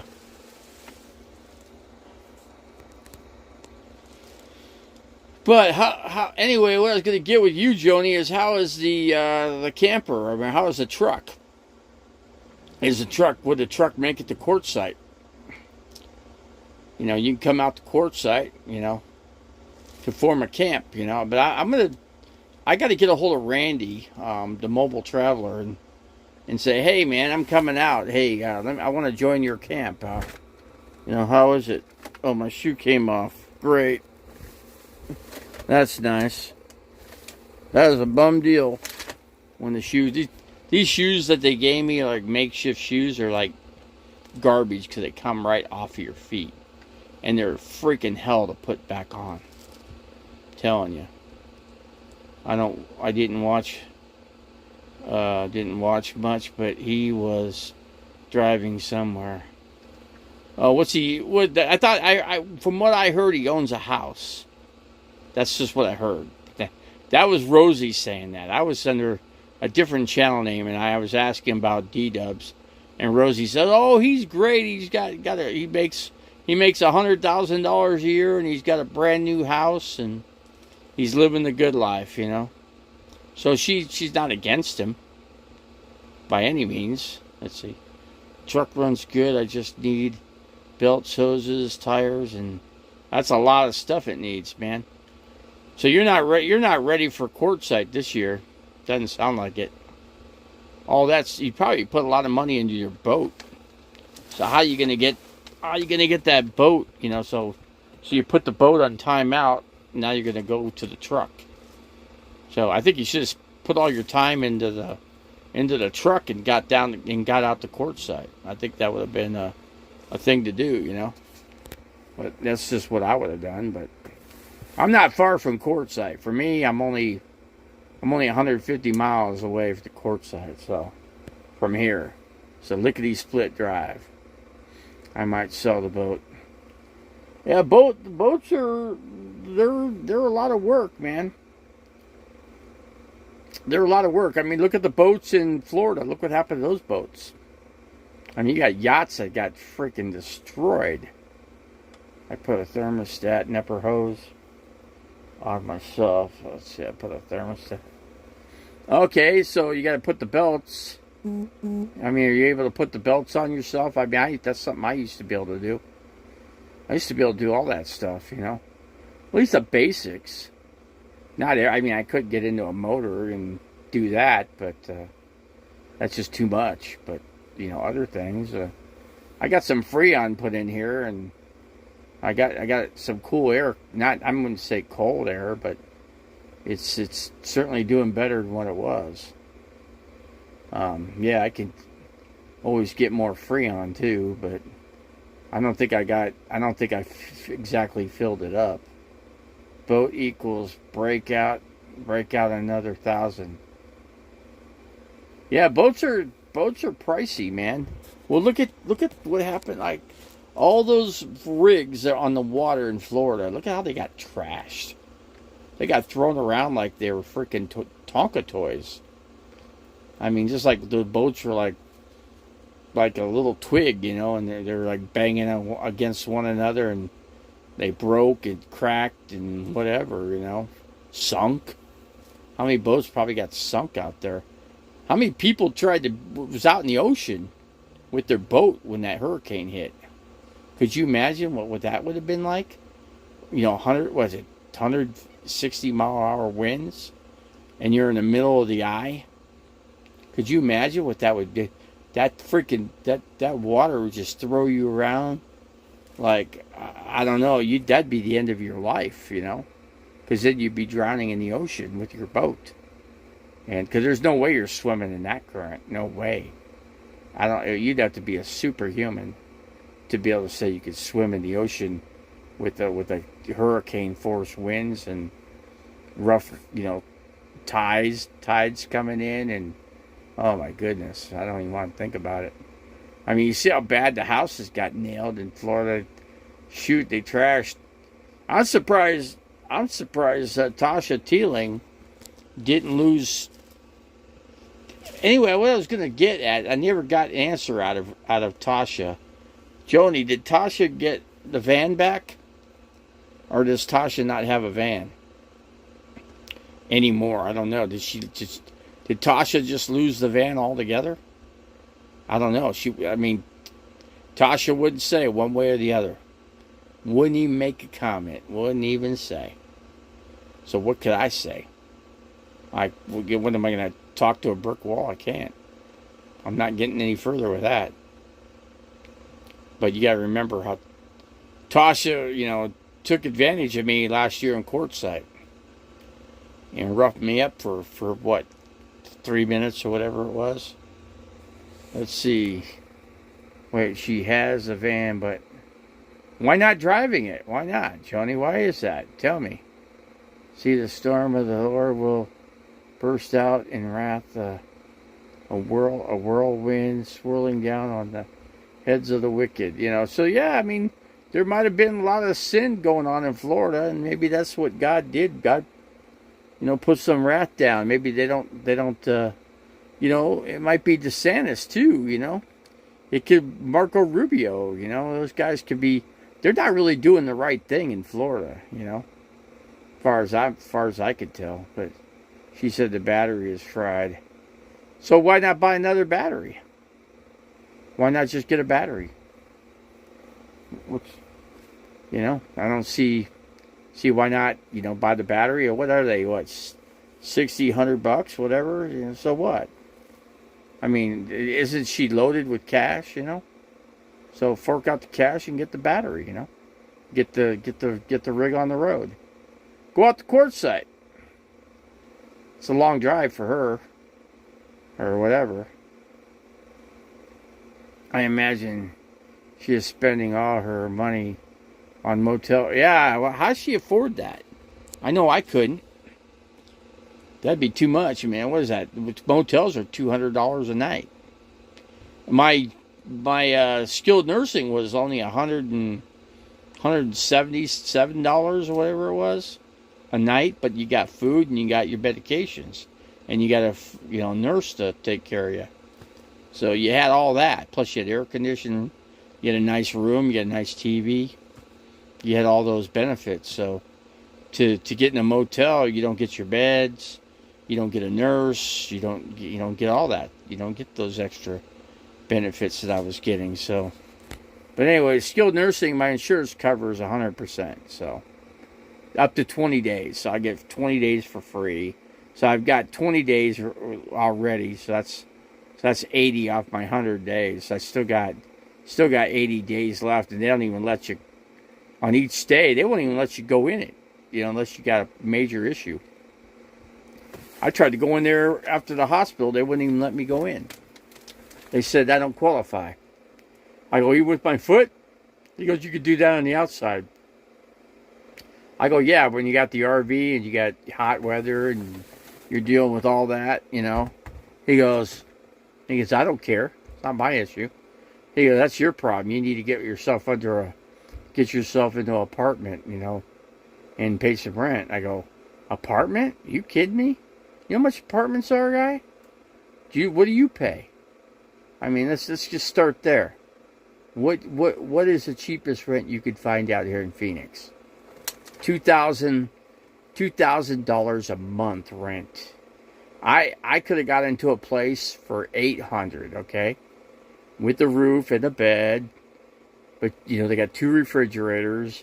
Problem is, the lady wanted to buy my RV, and I didn't want to sell it because if things fall apart, I need a place to go to. I need a way out. I can't go to the curb. That's not an option for me. Okay. They don't seem to understand that I don't have that option. So, but, I'm not in a big hurry. Yeah, Williams had a tornado. Yeah, I didn't do any damage to my property, okay? It could have pulled up some trees, but I ain't worried about that. I got nothing where trees can fall down. It's not going to hurt anything. So, that's one thing about land. No property on it. You don't have to worry about, destruction. I've got a steel shipping container, and I've already had the real estate agent out there and took a look, and he said everything's fine. He said he didn't even get touched out there. Basically, the tornado touched down right there in town. It actually ripped it touched down on some houses there. Houses, like I said, it's a big. There was Phoenix's hurricane, a tornado. A tornado is a hurricane in the air coming down on land with no water. That's basically it's like a hurricane upside down, basically. So that's what it is. It is what it is, So we got a pretty good crowd in here tonight too. I don't think I had 15. I think the most I've had in here is 14 tonight, but that's a good crowd, man. For not being on here that much, Yeah, I come in here periodically. I don't come in here that as much because I don't have super chat. I don't make the big money, I don't make any money. So YouTube don't pay me, okay? I make nothing, nada on YouTube. Wish I did, but I don't. I don't think I ever will. That's why I don't spend as much time with it, But sometimes I feel like doing a stream, So then I go on, Like tonight, I thought, well, I don't have a roommate, and I got some terrible sleeping quarters here tonight. Because I don't really have a made-up bed here, It's a makeshift bed. It's not really working, but it's working. If you know what I mean. I mean what I say. If I don't say so myself. Yeah, but, yeah, Flagstaff had a tornado too, actually. Flagstaff did. I'm actually kind of growing a beard now, but I'm not going to grow a beard. I'm going to shave it off. I got to get my shaving cream out, and I'll whip out get rid of the beard tomorrow. Or it's actually the start of a beard, so. But I'm not going to let it get that far, so. I'll take care of it. I'll nick it in the butt, so they say, But, it's El Nino. I think, Las Vegas, put it this way, Las Vegas has gained quite a bit of water, because I remember there was a boat that was sticking out. Well, what's that channel called?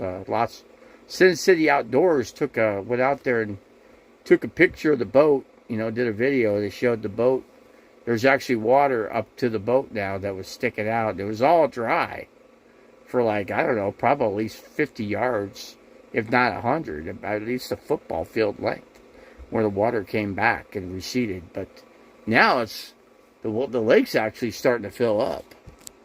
So, and I think what's going on is Lake Powell is they're going to empty Lake Powell out and put it into Lake Mead. I guess what they have to decide one or the other, because the turbines aren't producing electricity. So they need more water. Right now, there's enough water in Lake Mead to produce electricity, 100%. So they've got that now, but they need more.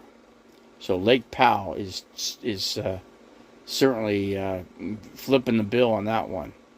So they just decided they're going to empty out Lake Powell. So Lake Powell ain't going to be, it's going to be nada unless water comes in there, you know. But they're just going to take that, 30, I think it's, I'm not sure what it is, what percentage Lake Powell is. It might be like 28%. So they'll take that 28% and basically almost 30, and they'll send it in the Lake Mead. Lake Mead's sitting at 30% maybe? 26, so 26, we said 28. So yeah, 28 plus 28, you know. So 16 and 2, let's see, 28, so that's 4 or 5. So basically, it'll be 56, about 56%. So it'll be more, about halfway full is what Lake Mead will get up to if they empty out Lake Powell. Which, then Lake Powell won't, you know, you're not going to get electricity out there, but where's the bigger dam, you know? I think the bigger dam is actually Lake Mead, right? Hoover Dam is the bigger dam to use. So, as far as I know. Let's see. So who else is in here? We got 13 people in the house here on the live stream here. But you know, there's a lot of people I used to get in here. I don't get in here anymore. You know, I lost some people. I lost a lot of people, but you know, it is what it is. You know, you lose and you gain. You lose, you gain. You lose, you gain. That's how YouTube is. You know, it's just one of those. You're just like flipping the light switch on and off. You know, all of a sudden it goes on, another person, and then off, another person goes. So if you're not doing a live stream, if you're not doing videos, then you're losing people. Because people lose interest and they just drop off. And as soon as they see you come on, and they go, oh, okay, there he is. Okay, I'm going to dump his channel. I'm just going to leave altogether. But like I said, you know, hey, I do live streams. I don't edit, you know, because, you know, why should I edit? It just takes all that extra time just to edit a video, and I could do it. I mean, I wouldn't say I do it really good, because I'm not a professional edit, you know, personnel, you know. It's just not one of those guys that really gets into the edit thing. I just do a straight across video, kind of like Jamie Dimon does, Pneumatics. You know, he could do some, you know.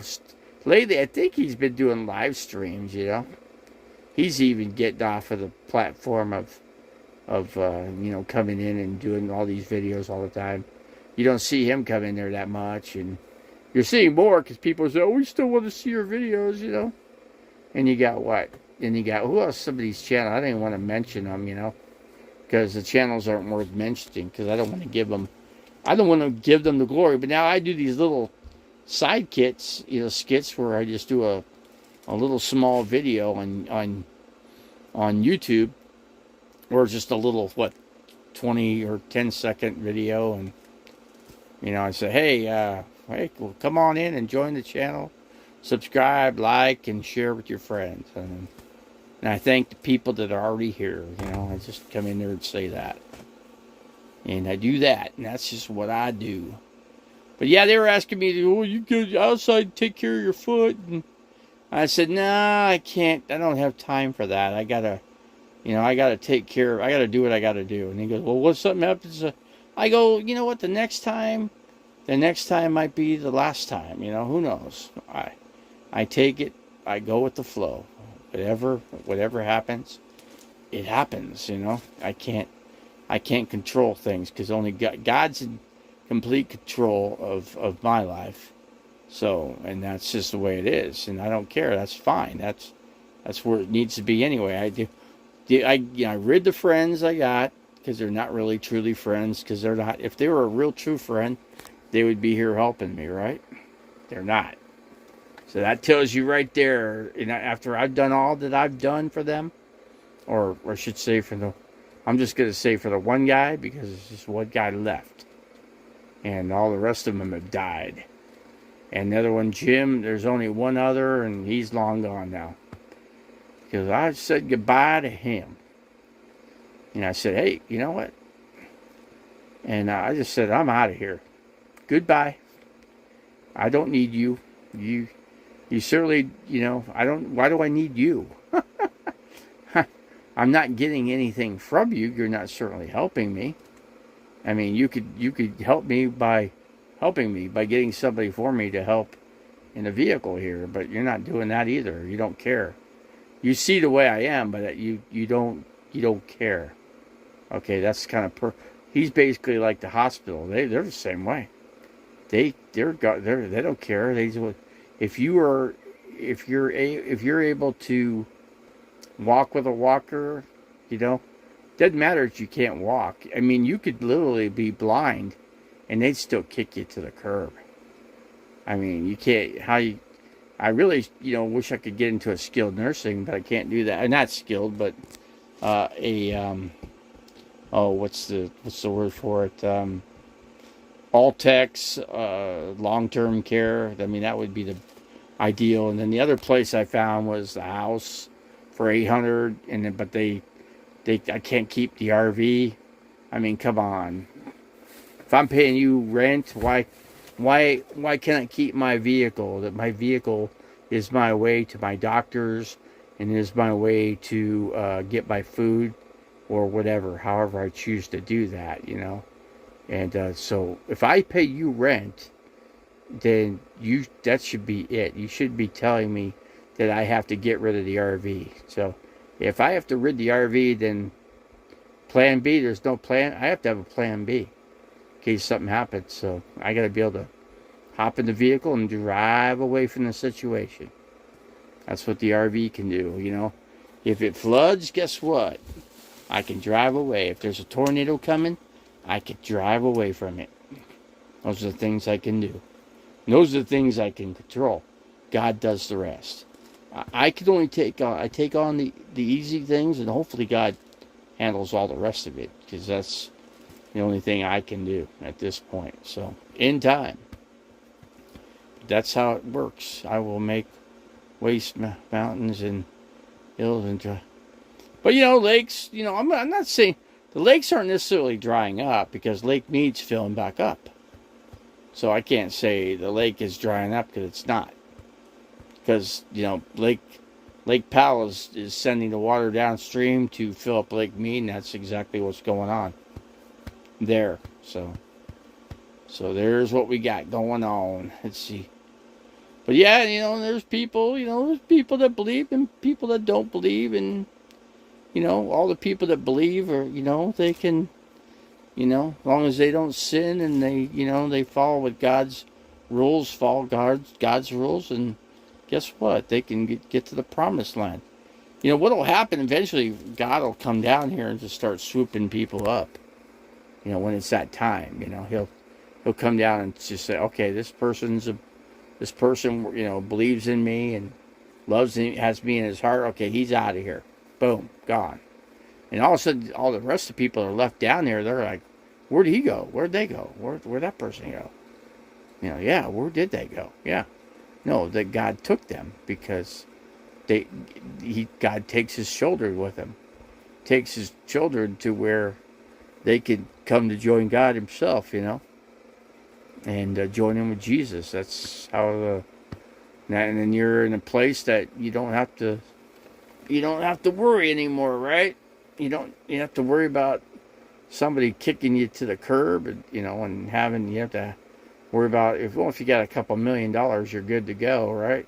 2 or 3, whatever. and then you can whatever. Then I know the one lady goes, well, why aren't you in the motel? I said, well, first of all, yeah, I mean, I'm kind of in a situation where I can't do that right now. I'm kind of blocked in where I'm at. So in the meantime, I have to take care of a couple things and make this thing drivable, so things don't fly around all over the freaking kitchen floor, and because now it's and things were all over the place, and they were on the floor, and I picked that up. That took a lot of work and a lot of energy. It took energy out of me to do that. So, but it's hot. It's going to be hot tomorrow too, and it's going to be hot the next day. So I don't know when. I guess it's supposed to cool down. I certainly want it to. I wish it could be, right like what it is now.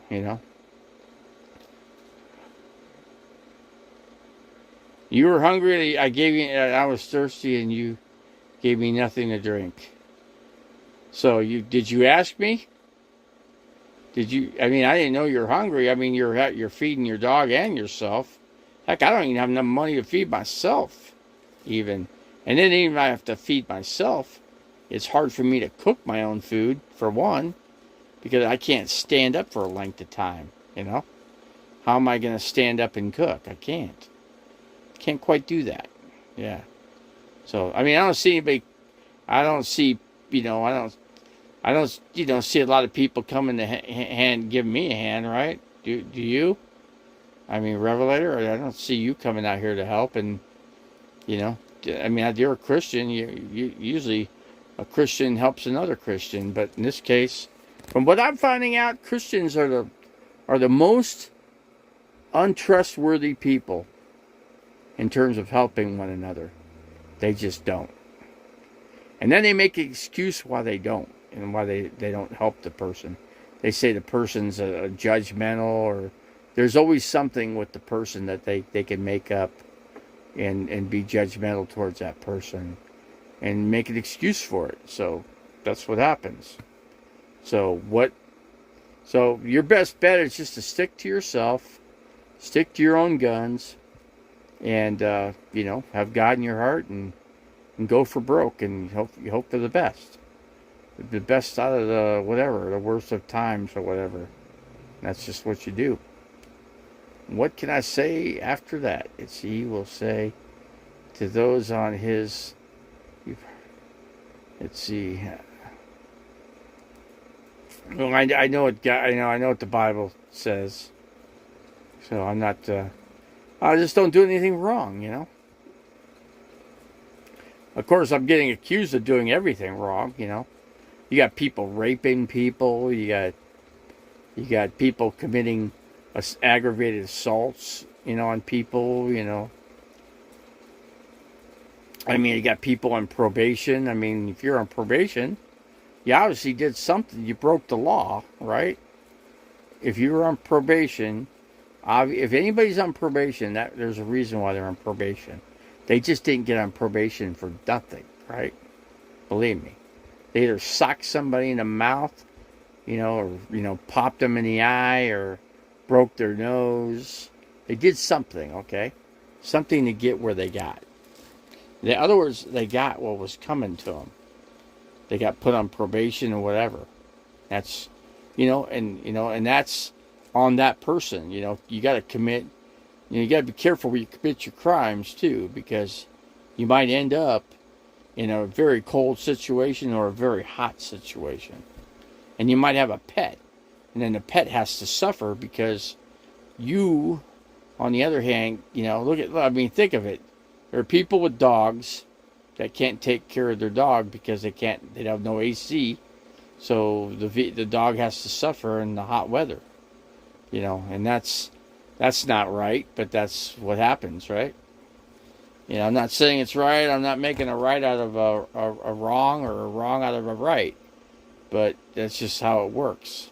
And I'm not mentioning names here, but there's lots of people that own dogs that shouldn't have a dog because they can't afford the dog. The dog's got health problems, and you can't afford to fix the health problem. If a dog gets sick, then he gets sick, and the dog gets sick and die, just like a human being can get sick and die too. So there's just things that you got to look out for when you get involved with owning a pet. I think it's best that if a person is struggling in life and they can't take care of themselves fully, and then they take on an animal, or maybe two or three or four or even five or even more after that, then that's an issue, because they can't.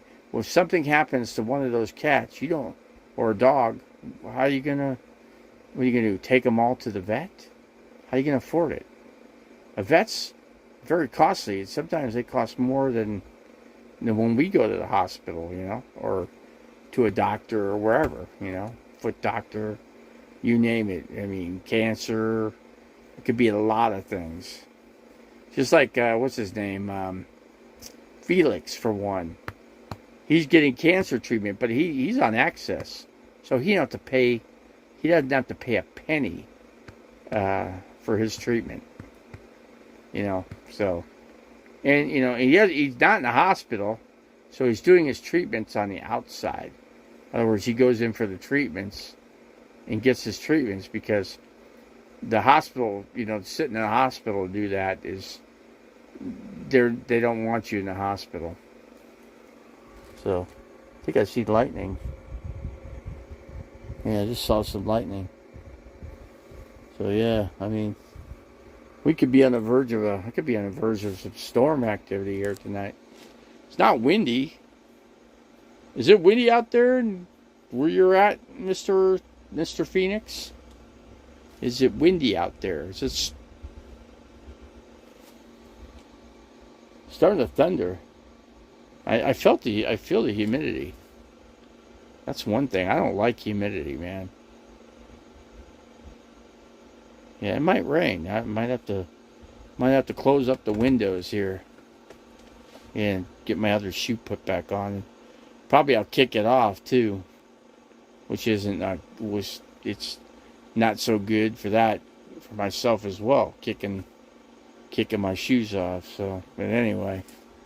But yeah, things are not always good. Hey, life is a roller coaster, okay? You have bumps in the road, right? When you drive on the road with a vehicle, there's a bump on the road. And guess what? And if you have a boat, then there's a bunch of waves, and there's a bunch of big waves and tides in the ocean that could sink you on a dime. Especially if you're out in Florida, the Florida coast, with all it's hurricane season. So you got to look out. You got to really look out for hurricanes big time, and tornadoes, as we saw in the news. Flagstaff and Williams, Arizona, having tornadoes touch down. So yeah, I mean, even Arizona can get earthquakes and tornadoes, but it's usually up in northern Arizona. It's usually, I mean, what is it? Phoenix got some wind the other day. I think it was yesterday, wasn't it? Phoenix, I think. I was a stranger, and you did not invite me, and I needed clothes, and you did not. So let's see, I was sick and in prison, and So did anybody look after me, Revelator? I gotta ask you that question. Did you look after me? See, if somebody looks after me, then I do something for them. If somebody does something for me, I do something for them. Right back. I return what is given to me, upon what has been given it to me, I should say. Given it to me. I give back. But you're complaining I didn't feed you, I didn't clothe you, I didn't, take your dog to the vet, fix your dog, but I don't own the dog. But you're making it my job that I have to do this. I mean, but then again, you didn't come visit me when I was in the hospital. I didn't see you call. I mean, I think you called, but you didn't come see me. But I don't even think you said, "Hey, how you doing? Are you getting better? Or how you do?" I don't think you didn't say any of that. You just said, "Oh, hey, how are you, Davey?" It's like you always do, and you don't. What do you say good about me? You don't. You just. You just want me to do and do and do and do and do and do for you, but you don't want to do anything for me. You know, I mean, if if you were in a hospital, I'd go see you. That's how I am. That's how I go. That's how I ride. My dog had a. Well, I'm sure, and it's not good for you to keep feeding that dog people food. It's not good. A dog should not be eating people food. I'm just going to tell you. Cheddar. Well, you know you're not doing justice for your dog. Is what I'm saying. Your dog's suffering for it too. Your dog is throwing his food up. He can't even hold his food down. I could tell you my dog had that problem. He had cancer. Okay? He had cancer. And he died from the cancer. It was going to cost too much to keep the dog going, man. It was going to cost like two or three thousand, maybe 4,000 to keep the dog alive. And that's what the vet said. I go, well, cancer. You got, it's like a person, you know.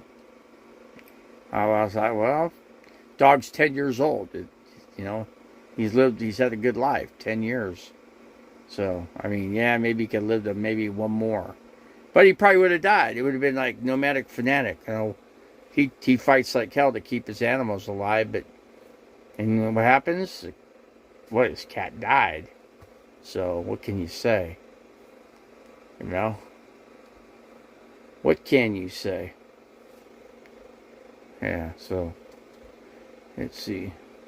But yeah, my dog, we clean. When I had a plate of my dinner or whatever, whatever I didn't finish, I'd let him clean it up. I'd let him lick the plate. You know, I'd always let him do that. You know, and he was always there for that. But no, I didn't feed. I fed him his dog food, and I bought him good dog food, so he got good stuff. So that's what I did for the dog. I did what I could for the dog. He did go to the vet a few times. So, but yeah, when but yeah, at the tail end, you know, I did. Let's see, I did take him to the vet, and they found out he had cancer. And that's how he died. Died from the cancer. And you know, it was a acting cancer, you know. Once he got that cancer, he was gone within a couple months. Oh, what? My dog having cancer? Yeah, he did. He did have cancer. See, there you go. You're judging me. There you go. You're judging me.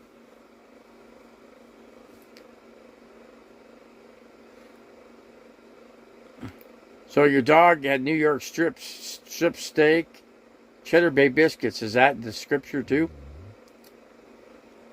That must be in the scripture as well.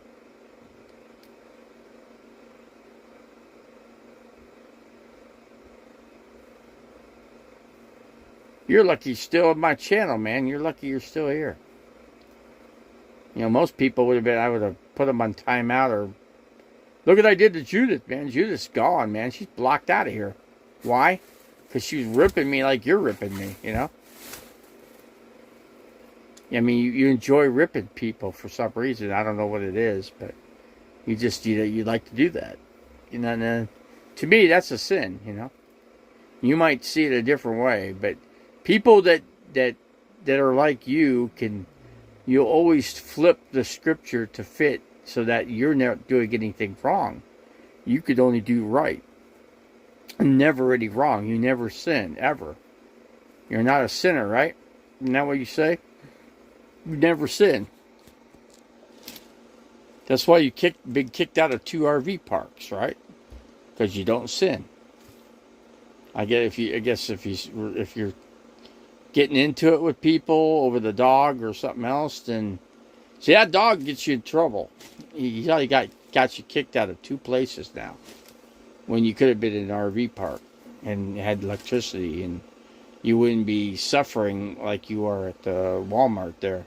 Matter of fact, you know, they're kicking people out at all the Walmarts as you found out that guy's got 48 hours. He's out of there.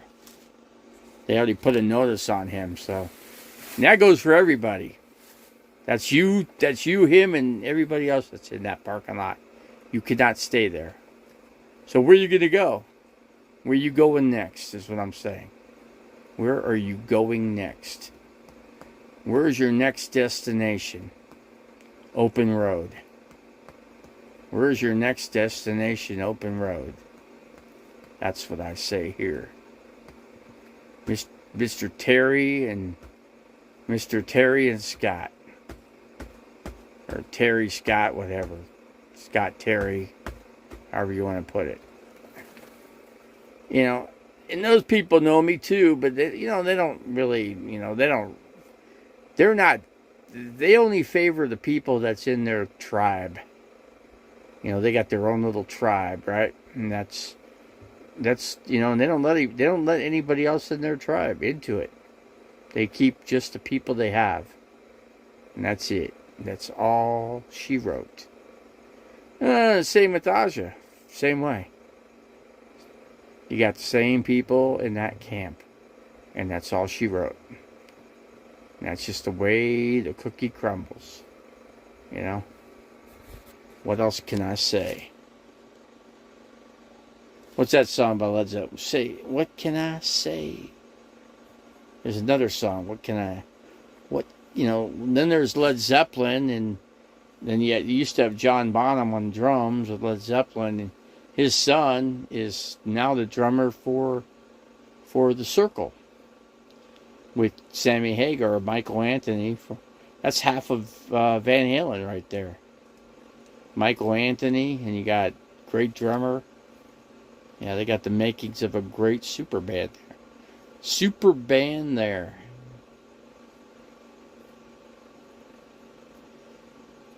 So anyway, I don't see you making any who else have we got? Who else have we got left in here? Let's see. I was a stranger.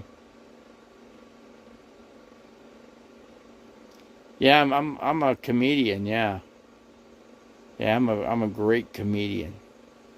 I make people laugh like a son of a gun. Yeah, I just live my life in Mayberry. And then I'm like Wally on Leave It to Beaver. I grew up in the most perfect family with nothing ever goes wrong. The wife always makes perfect breakfast, and the husband, goes out to work and makes the bacon. Brings home the bacon. Rick, if I belonged to the devil like you do, I would get along with this world. Oh, you're accusing me of being a Satanist, huh? Is that what you're gonna do? Well, now I'm a Satanist. Well, you know what that's gonna get you, don't you? Now that is going to get you out of here. Hold on a second here. There he goes. Poof! Just like that. There goes Revelator Phoenix. Was attacking me, called me a Satanist. Can you believe that?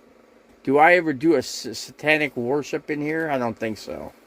I don't think you'll ever see that in my channel. Not in my lifetime, no. No, I don't do devil worships. I'm not a devil worshiper like he's claiming. See, he's allowed to... See, Revelator Phoenix is allowed to... he's allowed to come in here, and he makes it so that... He acts like he owns the channel. And I just made him go away for 5 minutes. So I'm just giving him a little... I'm giving him a taste of his own medicine. What do you think about that, Joni Portwood? You know what he says about people like you and Rosie and everybody else? You know what he says? And I'm a fair person. I treat people as though I would want to be treated back, And when he treats me like that, and then he's trashing everybody in my channel, what's he in here for? What's he in here for? You know what I'm saying? You know what I should do is I should give you a wrench, Joni. And you should go ahead and just block him out of the channel. And I'll let you do it. Though I can do it too. I probably should just block him. What do you think? What do you think I should do to him? For doing that. And saying bad things about you and saying bad things about Rosie. What do you think I should do to him? He says, you people are committing a crime. And I'm committing crimes too. Well, oh, he's saying everybody's committing a crime. But him. But he's on probation. He's got a felony on his, on his record, and he's on probation. He's stuck down here in Phoenix because he can't go out of Maricopa County because he's on probation. Why did he get on probation in the first place? Probably because he punched somebody in the face. He assaulted somebody. Yeah. Oh, and I will too. I will block him. Wait till he comes back. As soon as he comes back in, he's going to get blocked right away. See, now he can't say anything bad about you.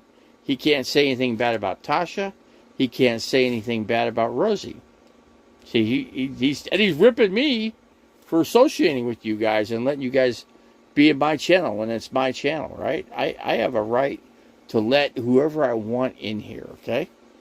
Whoever wants to come in here and communicate, they are more than welcome to do so. That doesn't in the least bit, and he calls me a satanic worshiper for doing that. He says I'm a devil. He calls me the devil. Really? So, and did I go to hell when I died, when I was resuscitated? No. I did not go to hell at all. So, all you gotta believe and have God in your heart. That's what that's the main key focus there, is to have God in your heart and love God with all your heart and believe in Him always and then communicate with Him. The more attention you give Him, the better off you are. And that's just how it works. It's not how much work you do in it. It's what you have in your heart for Him. Okay? That's what it is. And I've always believed in God. Always. Yeah. What am I drink? I forgot about my drink here.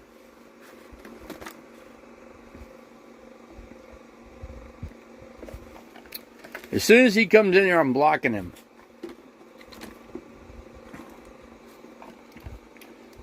He's a person that has always come in here, and I met him up in Flagstaff. I physically seen him. He didn't hang around. He pretty much took off. He's got a dog. He can't take care of the dog. The dog is throwing up. The dog can't even hold food down. He should take the dog to the vet. But does he do it? No.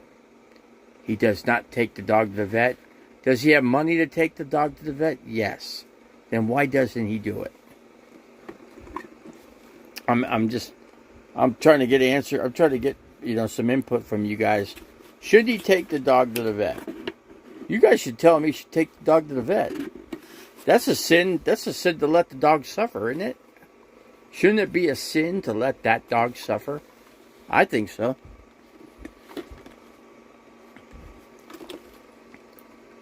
What does he look like? Oh. Well, it's hard to describe him, Got short hair. Got a mouth on him, filthy mouth. He cusses, uses the F word every other word. So does that sound like a good Christian to you? His dog is doing better than me. Whatever. How do you know I'm not doing good? How do you know that? Hey, people suffer in life, right? That's just life. And you're going to suffer too. Just like everybody else suffers on this planet. And I've died once, and you know what? I'm ready to die again. I'm ready to leave this planet because I don't even want to be here anymore, really. I've pretty much had it with the planet Earth. I'm ready to join Mr. God, which I already been to him already once, and I got sent back. So I have more work to do, and I guess probably what I'm doing here. This is kind of work, This is, spreading some word of God in this channel, which is what I do. I'm not saying I'm quoting scriptures and out of the Bible like Mr. Revelator, but, you can like him all you want. But, here's what I can do. Oh, F you. Hold on. Hold on a second here. Let's see. That person went bye-bye. Oh, I think, you know who I think that was? Revelator Phoenix. That's who I think that was. Because he was coming back talking about his dog, and he treats his dog good and all that. And I said, all I'm saying is that if he has money to take, why doesn't he take the dog to the vet? He has money for it. Why doesn't he go find out what's wrong with his dog and get the dog fixed up? And if you're going to own a pet, that's part of the lot. That's part of owning a pet. That's taking your dog to a proper vet to have him check out to see what's wrong with him. Just like you and I go to a doctor to find out what's wrong with us when we're sick. Same thing. But yeah, I blocked that guy. I'm sure it was Revelator. Had to have been. He came under a different name. And I could just kind of tell by the way he typed. Well, anyway, I can't really describe how he looks, because he's kind of scroungy looking, He's kind of scroungy looking. I don't have a picture of him to show you what he looks like, but I could just tell you he's kind of scrunchy looking, scroungy, He, like I said, he's a nomad. He lives out of his RV. Lives out of his RV in his truck. Got a camper that pulls behind his truck. And I've seen him in Flagstaff, and I don't know. He wasn't, he actually got me a meal a couple times. I thanked him for it. I thanked him. He was just telling me, he was ripping on me. I said, well, then why weren't you in the hospital? Why didn't you come visit me in the hospital then? You were right here in Phoenix. You could drive your truck with your dog in the truck, and you come at night, come when the weather's not so hot, and come on in. But no, he don't do that. He doesn't care. He doesn't give a crap. That's just how it is. But let's see. This is a complaint channel. Well, maybe you could say that. American Capitalist Pig. You sound like you could be. Let's see. You sound. I'm telling you, I've seen some lightning here. You sound like you could be Revelator Phoenix. I think he had a channel. He does have a couple different channels. He's come under one. I blocked that. So now he's coming in under another. Oh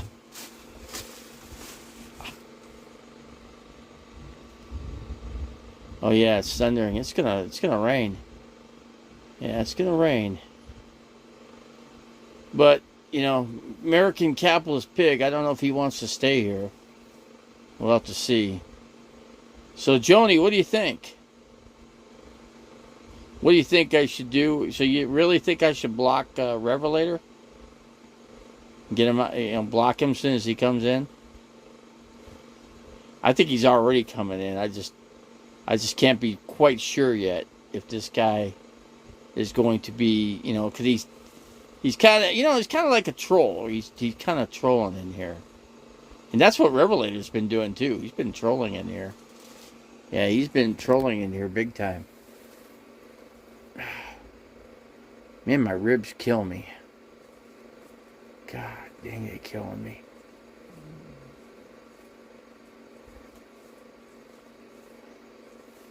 I could put a cushion down here, but I don't really want to do it yet. I'm not really ready for the cushion quite at the moment, but it is what it is. Yeah, I guess you could say this is a complaint channel. King of Chuck. We got some trolls coming in here. This is troll time. Troll time. I haven't had a night where it's been a while since I've had trolls come in here. So I guess I get those nights. or I get a few trolls coming in. You never know which troll it could be. You know, then I've had some old trolls that haven't come in here in a while, and then they all of a sudden, I'm just saying, I do have King of Chuck. Are you? I'm trying to think who you are. That's you. No, I'm in Phoenix, actually. Yeah, I'm in Phoenix. I wish I wasn't. But I came down here. Every time I come down here, I kind of get stuck down here. Every single time. I'm not broken down. But I got everything got tossed in the RV because I went to the hospital and everybody kind of like threw everything around in here and just kind of, you know. Yeah, you know, I probably should, you know, but it's hard. Revelator Phoenix is really coming in here to really rip up us, you know. Yeah, it's been so hot though, but hopefully it's going to cool down. Really get down to 80 or something, stay 80 for the high, and then it's not going to be so bad. I just got to clean the top deck up, the upper deck, and I got to, you know, get it cleaned up, and I got to spray it real good, and then I'm going to, you know, like I said, I'm going to, you know, sweep it out. First I'm going to sweep it out, and then I'm going to, you know, give it a good shot of I got some really good insecticide. I'm going to just give it a good spray. I always, you know, you do this twice a year, actually you should do it you should do it every other week, really. It's what people should do in their RVs. But they always need a good, the legs are doing not too bad. Actually, I'm doing okay there. It's too hot. Yeah, I'm down here in Phoenix. It's been pushing what, 95, it was 95, 96 degrees today. Inside here, probably another 10 degrees plus. So, but yeah, you know, King of Chuck. I was trying to think who you are, and were you friends with D-Dubs? I'm just wondering if you were friends with D-Dubs. I was kind of thinking you were. The guy that used to actually, somebody used to hang with him. Property, you know, it's up for sale. When I sell it, when it does sell, I'm gonna go ahead and buy another property, probably in Quartzsite. I'd love to be in Quartzsite. I just decided rather, you know, because I can have a property in Quartzsite, and then just go up to Flagstaff for the summer. And then go back to the regular house for the rest of the year, you know. Well, I'm not saying what the price is. I'm not going to give the price because it just makes people angry, you know. It just gets some people angry, and I don't want to make people angry. So let's see. I went from Phoenix, Arizona, all the way to Tacoma, Philadelphia, Atlanta. Yeah, I think I've heard that song before. That's funny. And you're not Revelator Phoenix either, I hope. Hope not. No, it's not for sale. I got electric on it. No, it's more than that. I paid way more than that. I paid way more than that for it. No.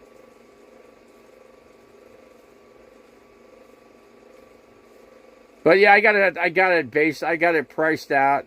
I got electricity on it, and I got a water container, and I also have a fifth wheel on it too. Oh, and I also have a shipping container, 40 feet by 8. So I got all that on the property too. So that adds value to my property. Plus, it's tested out for septic, for standard septic, where most properties don't even test out for standard. They test out where they need to spend about $60,000 on a septic system. Yeah, so you get into septic, you got to get it all inspected by, you know, professional, you know, people to come out, you know, for the county, wherever the county may be. Could be in Yavapai County, could be in Coconino, could be in right here in Maricopa County. It'd all be the same. There's no gopher snakes out there. I've never seen one snake out there.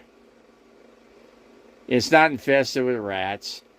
All of northern Arizona has pack rats. Okay, Aja up in on the she's up in Williams too. She's literally only 2 miles from my place. 2 miles, if that. Not I don't even think it's 2 miles. She's across the other way. She's across the other way about 2 miles up. So she just got flatter land. I got a mountain in my backyard. So my property's more scenic. I have a lot of trees. Snakes eat, yeah, but I don't see any snakes on the property though. I've never seen a snake. Though there should be some snakes put out there. I would say breeding some snakes and then putting them on the property would be beneficial, because the snakes would take care of they would take care of the rats. And so would cats too, feral cats. They'll do it too. So if you put feral cats, there's coyote too there. So the coyote kind of does something too. I'm not saying there's a ton of them, there's, but then, if you're able to walk, then you can handle all that. So, yeah, you can handle all the, there's pack rats all over Flagstaff. They're all over. They're all over. They're even Quartzsite too. When you go out to Quartzsite, they're out there in the desert. They're everywhere in Arizona. All you got to do is just poison them, Poison them, kill them. Rats serve no justice for property. Yeah, if you have a pet. Oh, they're not. They're a pack rat. They actually look like a guinea pig.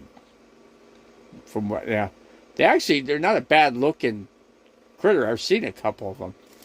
They got fur, a lot of fur on them. Versus a regular rat. They're not a pack rat. Just like the reason why they call them that, because they like to make a nest. They're nest builders is what they are. So if you just clean up the nest areas, and trim your trees. I tried to get somebody up there to do that, and he was going to camp on the land. He was going to do he said he was going to do all this and all that, and he never did one thing. He didn't, he camped at my place twice, and did he do anything? He said when he came out, he was going to do some work out there, and never did. So everything he told me he was going to do, he never did. In other words, if I camp here, then I'll do some work out there, trim some trees, whatever, take some branches down. He's never done that. So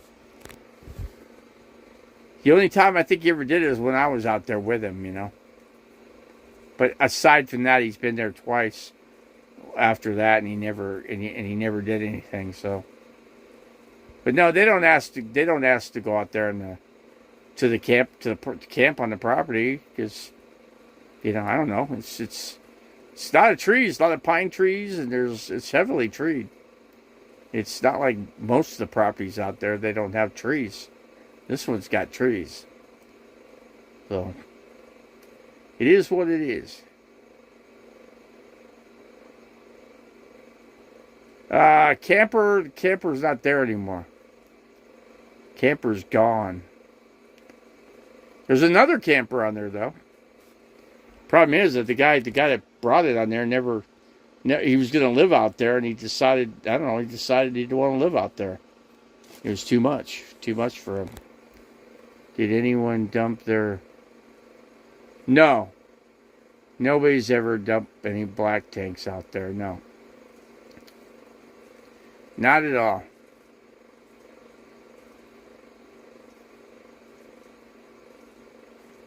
Yeah, it's funny. It's funny how. I'm not. I don't see. My business is my business. Okay. So it's not anybody. Everybody wants to know how much, whatever. I inherited money from an aunt. Okay, a wealthy aunt, and I wish I'd have done one thing for the very get-go. I could have just bought a house right from the very start. But I didn't do that.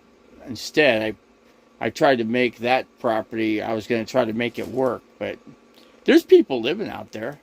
There's a neighbor off to 40 acres to the west that boarding my property, and then there's another to the north, and he doesn't live out there full time, but he stores cars, custom or cars that he takes out to the Barrett Jackson. So he's a Barrett Jackson guy. He's not Barrett Jackson, but he does business at Barrett Jackson every year. He takes his classic cars and he fixes them up. He buys classic cars and he stores them, and then he fixes them up there. He's got a nice shed, and he fixes the vehicles up and goes. Yeah, I got 10 acres. 10 acres. I got. Do the rats eat the car wires? They can if you know. If you don't look out. I was out there camping a couple times, and I didn't have any problems with them. As long as you use lights, as long as you light up an area, you'll not have a problem. They hate light. So during the daylight, you don't usually see them out during the day. They come out at night. They do their work at night. So let's see. His shed has cameras. Well, the guy with the classic cars, yeah, he's got security cameras all over. He's got security cameras in the trees too, where you see the no trespass signs. He's got cameras there inside the tree, into the trees. So he's got cameras all over the place. He put a few cameras on my place too. He put up a couple cameras on the south and north end coming in, because he doesn't want anybody coming on that road, because he that's his road. The road coming into my property actually is his road. And then the road for mine goes through his property actually. So he doesn't want me going through his property. So he doesn't care that I use the other road. He don't care. So, but you know, if somebody buys the property, which he's the one that wants to buy it. He's interested in buying that place. No, I'm not selling for that. No. Not for sale, guy. It cost me $25,000 just to get electricity on that property. Oh, I ain't gonna do that. I got water and I got a septic system on there. No, there ain't no way in hell. I paid $8,000 to put septic in there. No, the property's, you know, it's got value. No way. Anytime I go out there, I can dump mine in the because I got a septic tank out there. So the guy to the north of me's got a septic tank. The lady to the west of me's got a septic tank. There's a guy to the south of me's got a septic tank. You know, they all got septic tanks, okay? You know, some of them had to pay more. No, I don't have a well, no. No, you have to bring the water in. What you do is you have them deliver it. That's what everybody does up there. A well is 6,000 feet down. To get the water is 6,000 feet. It costs well over $1 million to drill a well. Well over $1 million. And I called it the most equitable, reputable, cheapest, most economic guy that does that up there. He actually did all the wells. He put the major well in. He actually created the water for the town of Williams, and he also did the one for Grand Canyon too. He drilled all that, and he told me how far the water. You can call I can give you the guy's name. You call him. You can find out what it costs for a well. When the wind blows, you can smell septic tanks. Well, I never smelled anything. Though I've never used my tank, never used it once. Because I never had to. I always have my tank empty when I go out there. So when I'm driving, I always keep my tank empty when I'm driving around. I'm gonna go to Quartzsite. I'll have it empty before I go out there. It'll all be empty. I won't have to worry about it for at least 3 weeks. First 3 weeks I get out there, I don't have to worry about it. So I take care of it right off the bat. But yeah, it'd be nice if 5 or 6 people went in on a well, you know, but they don't. No, nobody wants to do. They don't because it's just too much money. You know, I ended up. I think I was starting to catch a guy next to me had the flu. I was starting to catch. I was starting to catch what he had because he was hacking and coughing, and he wasn't blocking his mouth. You know, he should have put a mask on because he was all of his germs were going up in the air in the room, and you know, but he would always cough more when the doctors came around because he doesn't want to. I mean, I think he's ready to go home. To be honest with you, the way he sounded, he was ready to go. They won't keep you in there if you're halfway breathing good. They're gonna just discharge you big time. And you know they've got sicker people that they want to put in there. That's for the hospital for. I was there for my foot, and also for what other problem did I have? I'm trying to think what else. Oh, my kidneys. The kidneys were the biggest factor while I was in there. Kidneys. And I got kidney disease, too. I told the doctor that. I said, it's funny, I got kidney disease and I don't have a kidney doctor. Why is that? Can you explain that for me? Why is it that I don't have a kidney doctor? You guys haven't recommended any kidney doctors to me. Why is that? Because I don't need one. I mean, you're making it out like my kidneys are bad, but I've been in and out of hospitals enough times with my kidneys that you guys know I got kidney issues and heart problems too.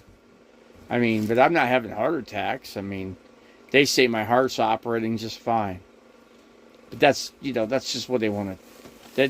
That's what they're supposed to tell you, right? That's just what they do. That's their job. Their job is to tell you, hey, get the hell out of here. You're wasting our space. We got to put somebody in here, you know, with bigger problems. You know, somebody that's coughing, hacking, which is what I started to do. Because I was catching, I'm actually starting to get sick from what that guy had. So now I'm getting it. I already have it. It's just, I'm not sure. I gotta probably pick something up somewhere. You know, something that's gonna, I don't know, make me, you know, so I don't cough so much. I don't know. We'll have to see. I'll have to see. I don't even know what I should have said. Hey, I got what, you know. The other guy, they were giving antibiotics to him. So they don't like to do that. You know, they don't like to give you antibiotics at all. Really don't. Because that stuff's expensive, you know. That's high dollar stuff when they get into that. And I've had that with my foot. I've gone through so much trying to heal my legs and my feet, or at least my right foot. Left foot's had not been an issue at all.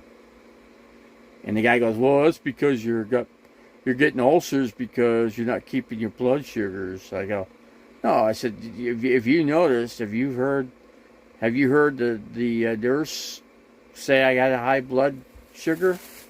Well, I mean, they haven't even given me insulin. Okay, I've gotten no insulin the whole time I've been here, and I'm diabetic, but they've not given me insulin once.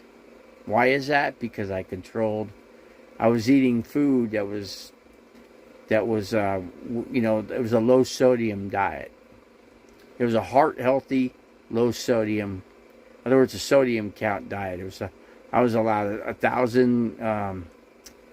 Up to 1,000 on sodium? It was the limit. So they spread it out through the day. And the lady was, complaining. She goes, "Well, you're doing a lot of sodium on your breakfast." I go, "Yeah, well, you give me 1,000 limit, right?" Well, guess what? I should have just used all of it because I was discharged like 2 hours later. So if I'd known that, good thing I had breakfast at like 6 in the morning. I was up at 5. I had to use the restroom. It's funny. I took a piss in my bottle, at the bed. It was kind of hard for me to do to stand up. And no, it's not on Zillow. Probably should be. It probably get better, a lot more people looking at it. But it's not. But no, it's not on Zillow. It should be, but it's not. It's actually not getting much advertising other than what's going on in Williams. You know, the realtors out of Williams. I should have got like 72 sold or something. They tend to do a better. They do a better job at selling properties. But yeah, it's right. It's only 35 miles south of the Grand Canyon. You know, so. It's a great property if you just get a machine out there and you level out some ground, take out a few trees, and kind of like what Camper Van Kevin did. Look at his videos, and the property's very similar to his. Actually, I got more trees, and he's got like one shade tree, and I got like I don't know, I got at least 100 trees on my property at least. It's so treated. It's so heavily treated. It's hard to find a spot. You'd have to take out. That's expense, taking trees out. I was going to make an extra road in there, but I couldn't ever get the guy down here to go up there to do anything. He said, I can't leave the property. I can't. I got to get out of the yard. I got to take care of the house here. I go, well, what happens one day when you can't take care of the house? What happens when you can't wash the dishes? What happens when you can't, take care of the yard and everything else? What happens? The owner will probably find a way to say goodbye to you. Because he could get another renter in that room. He could charge him more money. He could get a renter in there, charge him $1,000 a month and pay his whole mortgage. Just with one renter. Yeah. Problem is, he's got to find somebody he can trust to do his banking, pay the bills and everything. He doesn't want somebody, taking money from him. So that's why the owner keeps him in there. So he only charges him $200 rent, but he only makes I think he makes $800 a month. So 876. That leaves him with $600. Let's see.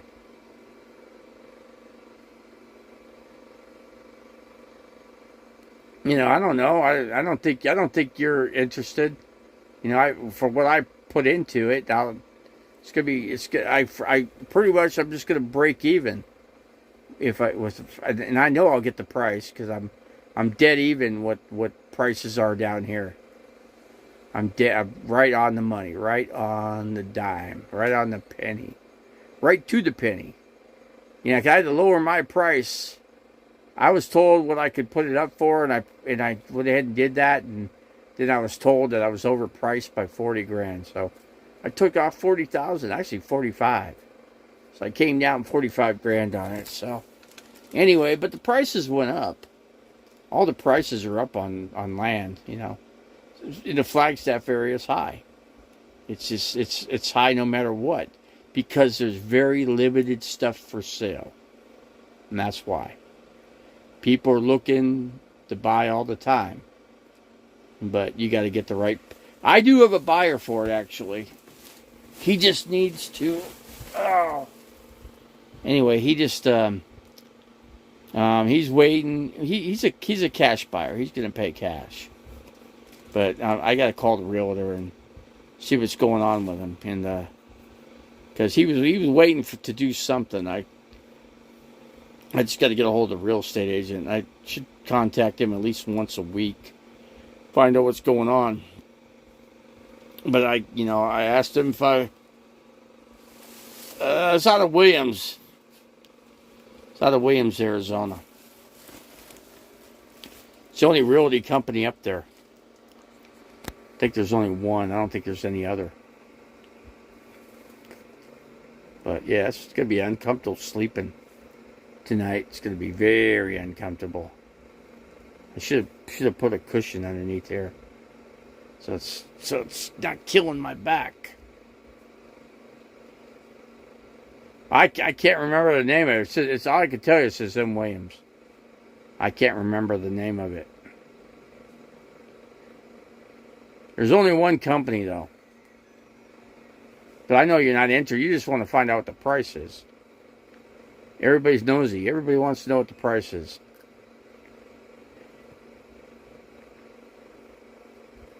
But I own property. You know, I've got an investment. So and I'll get you know, if anything, I might have to come $5,000 off, but I'm not going to do that. The guy pretty much to the north of me is okay with the price because he checked all the other prices. Mine's still 10,000 on everybody. So mine's 10,000. There's I think maybe 2 or 3 other properties around there. So not that much for sale, really. There's not much land. All the lands have been bought up. Everybody bought everything up. Pretty much. I mean, there's some, you know, 1 acre or 2, but you don't find patches of 10 or 20 or 40 acres.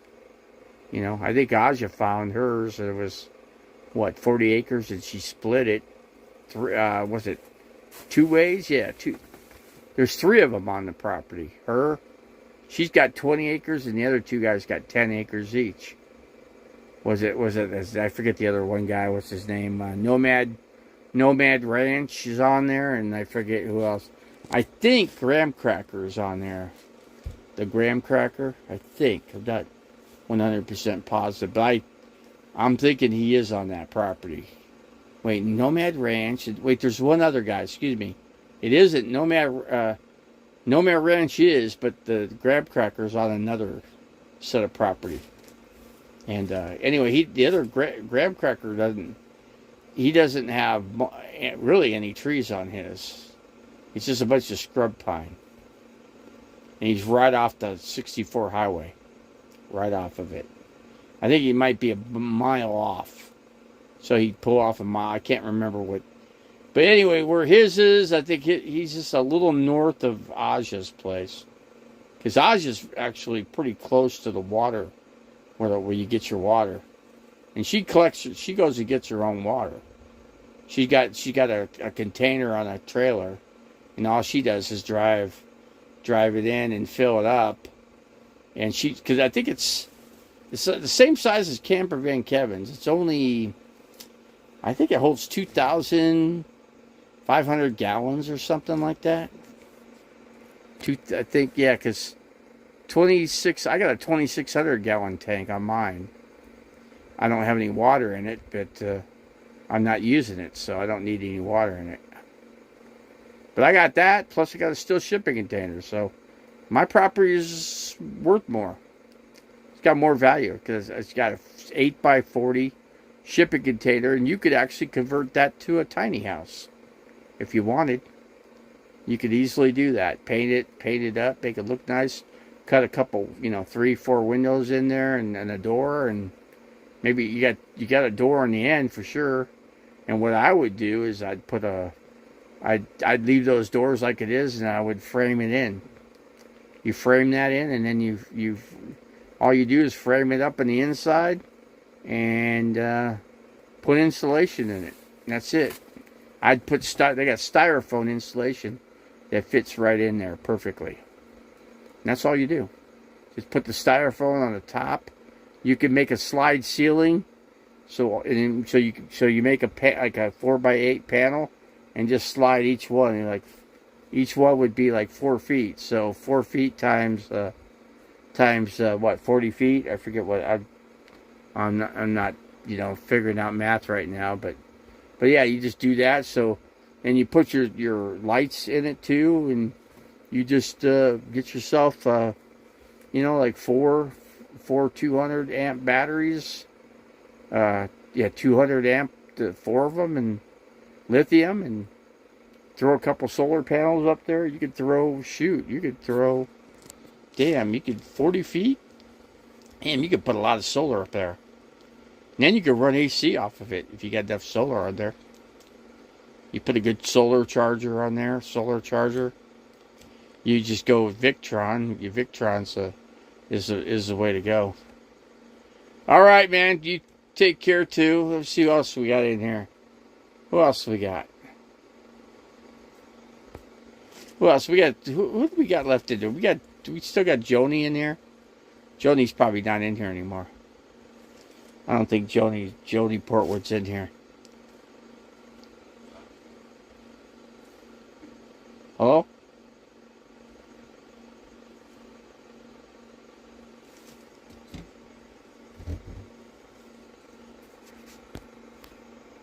Yeah, somebody's outside. Chris is outside. Ah, jeez. You there, Chris? Hey, I'm only missing one cushion. I don't know what they lose the other one? It's still there? Oh, you couldn't fit it? But I don't, I'm not really trusting of those cushions, but I'm going to have to be. It's, I know I'm going to get reinfected. I already know that. None of this was done right. And what I should have done is only have Paul take out the couch and that was it, and leave the rest of it, and then I would have been done. If I wasn't going to spray it, if I thought I was going to get a professional sprayer, but that didn't work out. You can't get a sprayer when everything's in here; they won't spray it. But if I do it, certainly gonna really reek in here. Looks like a storm's in here. Look, we've got some lightning out there. Yeah, I'm running my channel right now. I haven't done this channel in a long time. I've had quite a few trolls come in here tonight. All they want to do is find out about the property I got. I go, you guys aren't going to buy it, so why are you asking? Who could afford a property right now? Not very many. And they can't, there's very few people that can come up with cash to buy that. Very few. Most people would have to buy it on payments. So they'd have to get a loan. That's one thing I know. Yeah, but if you pay cash, there's a guy to the north of me. He's interested in it. So that's the only guy that I've had. I've had a few people look at it, and they said it was too far out. They wanted to be closer into Williams. But I think it's a better idea to be a little further out, compared to what people are up there. Okay, King Chuck. Who else is left in here? What else do we got? I think we got what? Bunch of, I don't know what kind of. I think we had a few trolls. Revelator Phoenix is obviously dogged out of here. Good. If I see him, he's going to get blocked. He's going to get blocked out of here. Adios, he goes. He doesn't do me any favors.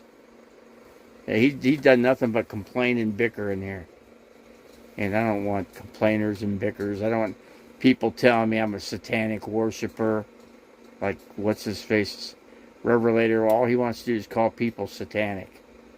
He needs to look at himself first before he starts judging other people.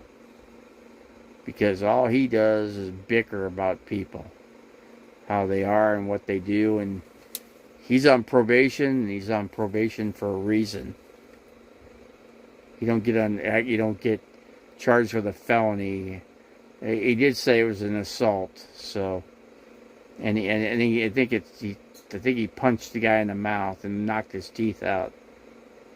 And the guy said something to him, and he got him. He went in and walked over and said, "What'd you say?" And the guy said this, and he whacked him right in the mouth. That's pretty much what he did. And he got put on, military probation. And that's Maricopa County, so he couldn't get out of it. So, and now he's stuck in Maricopa County. He hasn't been able to leave for 3 months. So you know how hot it's been here. So, and then his dog's sick, and he won't take his dog to the damn vet when he should, If your dog's sick, you take it to the vet. It's that simple. If you can't afford your dog, you shouldn't have one. So, I don't know.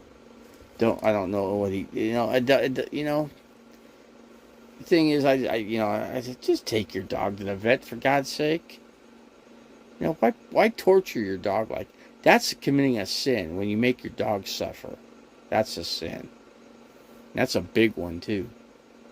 So, it is what it is. Somebody said, your channel is a complaining channel. Well, whatever. Then I got other people complaining in here too. They complain about something. If it's not one thing, it's another. Just telling you.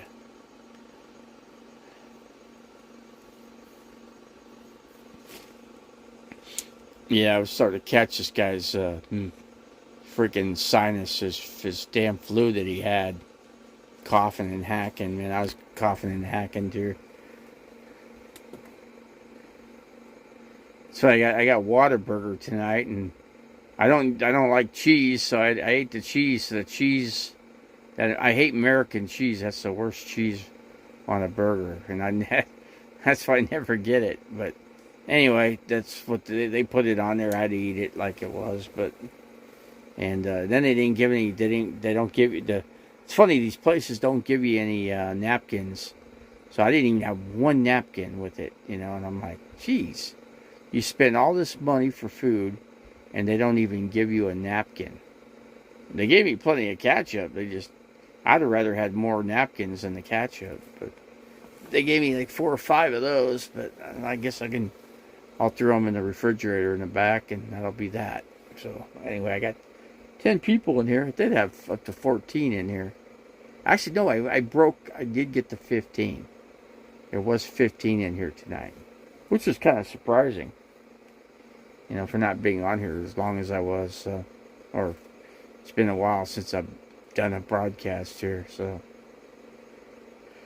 But, let's see, what is it, 2 hours, almost 3? I think it's time to close it out, guys. What do you think? I think we call it a night.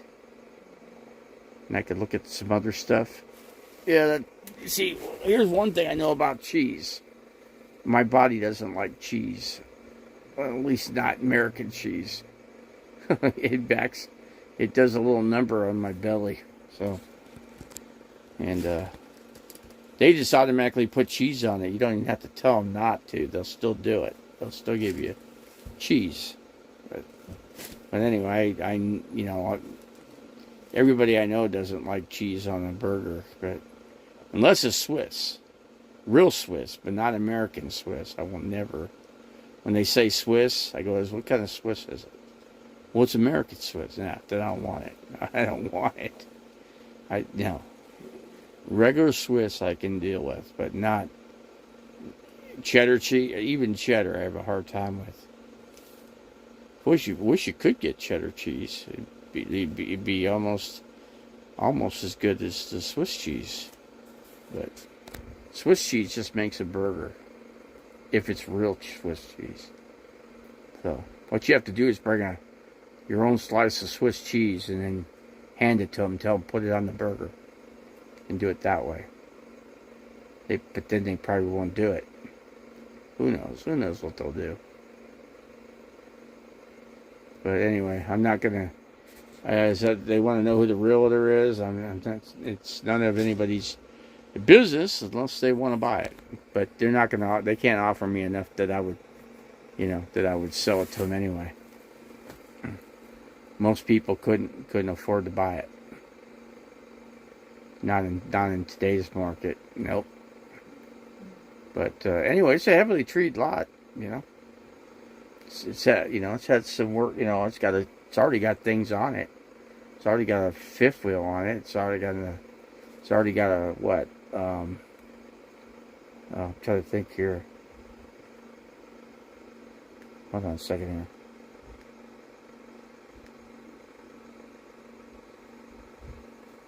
It's something on my eye crawling. Hold on, let me kill it.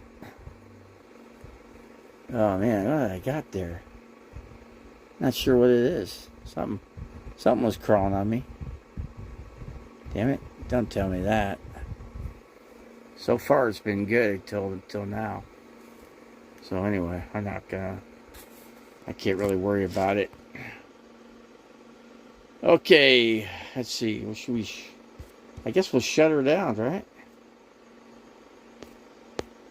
I was kind of hoping the Revelator would have come back on, and no, there's no lice. Kidding me? If you're at a hospital, let's say you had lice, they inspect you, man. Yeah, they inspect you for everything, man. Telling you, everything. I mean everything and everything. So anyway, American Capitalist, are you Revelator Phoenix in disguise? I don't know if you're Revelator Phoenix. You could be. I don't know. I want to see if you are. You change your name so you can come in here. Is that what we're doing here?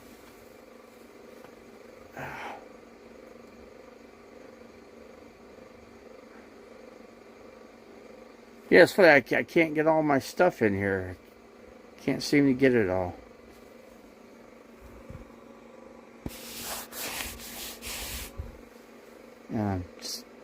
Seems like I only get one thing at a time. Can't be that much to come in here, really. There's a computer. Maybe he wants to keep the computer, I guess. Maybe. And he's going to say, I don't have a computer, and I'll just keep it. You know? It's got a hard drive. It's got a 2 terabyte hard drive. So, yeah, I'm sure he could use that calling card. But I can use it more than he can.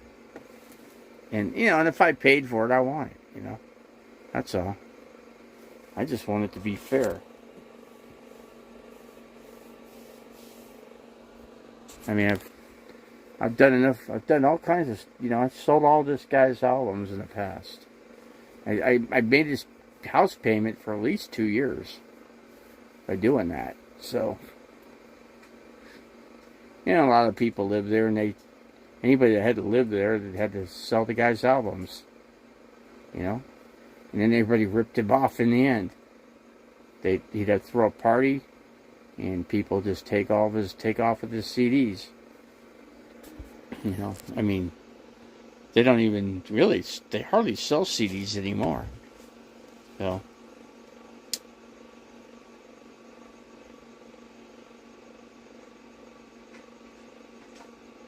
I ain't doing that, guy. I ain't not selling that for no $300.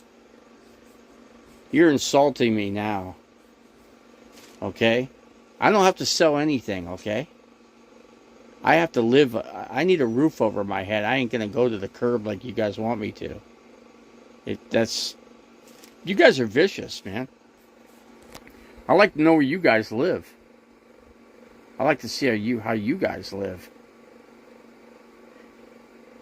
If you guys pick on nomads, that's your job. You obviously don't want to stay in here. So let me just get you out of here. Let me do you a favor. Let me just take you out of the channel. What do you say to that? I just make you go away. See what you got to say there.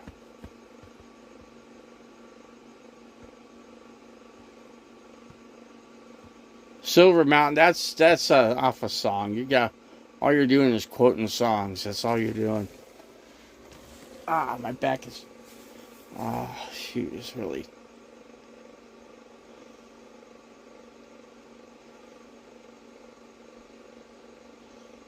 There's no Silver Mountain for one. There's a Silver Mountain on the song. And I think Ronnie James Dio did that one. Man on a silver mountain. And I see. See, I know. See, I know these songs. I definitely know the songs.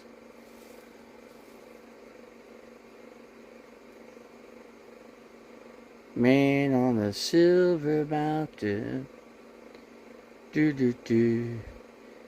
Yeah, he's been killed. I mean, what is he? I think he died when. Let's see.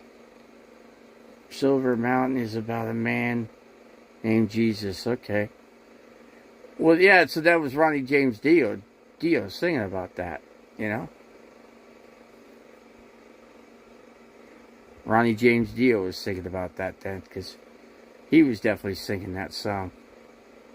You know, there'd been more. There could have been. I'm sure there were more people sang about it too. You know, but you know,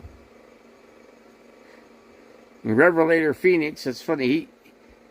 He could quote. It's funny. He could quote every scripture in the Bible, and those are the very people that will twist the Bible just to fit it, so that it fits in their daily lives, so it helps them, so they could commit a legal sin and get away with it. See? They could twist the scriptures so it favors them. That's what Revelator Phoenix does. Choose my instruction instead of silver knowledge rather than choice gold. Well, they say silver is going to be worth more than gold. That's what they've been saying, from what I've heard. But the world's good. I mean, we're looking at the world collapse in here. Now, it hasn't quite happened yet, but it's on its way. There's supposed to be a major economic collapse, but it hasn't quite happened yet. I would expect it to happen, though. But a lot of people will lose their jobs and they'll lose their houses. You know, and then there are people that are renting. I know a guy on Facebook. His name is Derwin. And they doubled his rent. And actually they told him to get out. They gave him 1 month. They said, we're giving you a month notice. You got to be out of here. So, and the guys lived there for a number of years, just paying rent. So, I heard him he was talking about it on Facebook.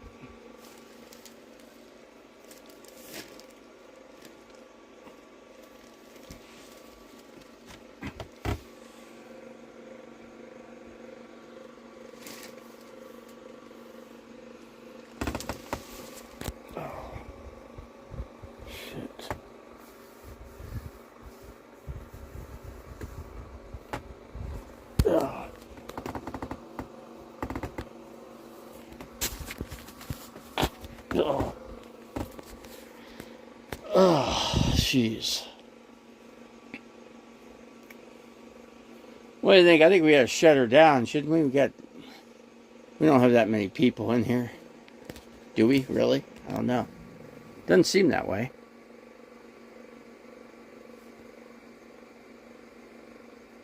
American Capitalist Pig. That's an interesting name. 7 people, yeah. Oh, 7, it says 11 people, 7 thumbs up. That's pretty good. I'd rather have 11 on 11, but I'll take what I can get, right? It's a long stream.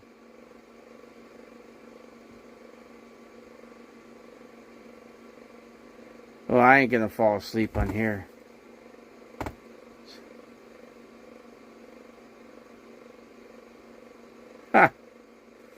Okay, hold on a second here.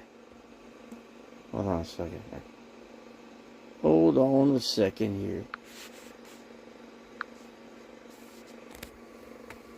I said goodbye to him. The last guy turned out he was just being nice, and then he went ahead and what did he do? Let's see. Let me time that out. He's not on anymore, so I took him out. Let's see. Let's see. Lots of people banned tonight, huh? Yeah, I banned a few. There's a lot of trolls came in here tonight, you know. I was going to ban Revelator, but the guy never came back in. I was going to ban him for good. I mean, he's been nothing but just... And the last guy, American Capitalist Pig, turned out to be a freaking heavy troll. He was just nice, and he came down for the attack at the end. he threw his big dig in at the end. He knew he was going out. He knew he was going to get blocked. That's why he did what he did. He figured, okay, I'll get this in, and then out the door he went. So, yeah, there's still 10 people. You know, I didn't come here to game people. You know, I didn't expect to. You know, you gotta do a stream every once in a while. I figured I'd do a stream like once every 2 weeks. You know, whether I pick a Wednesday or whatever. But anyway.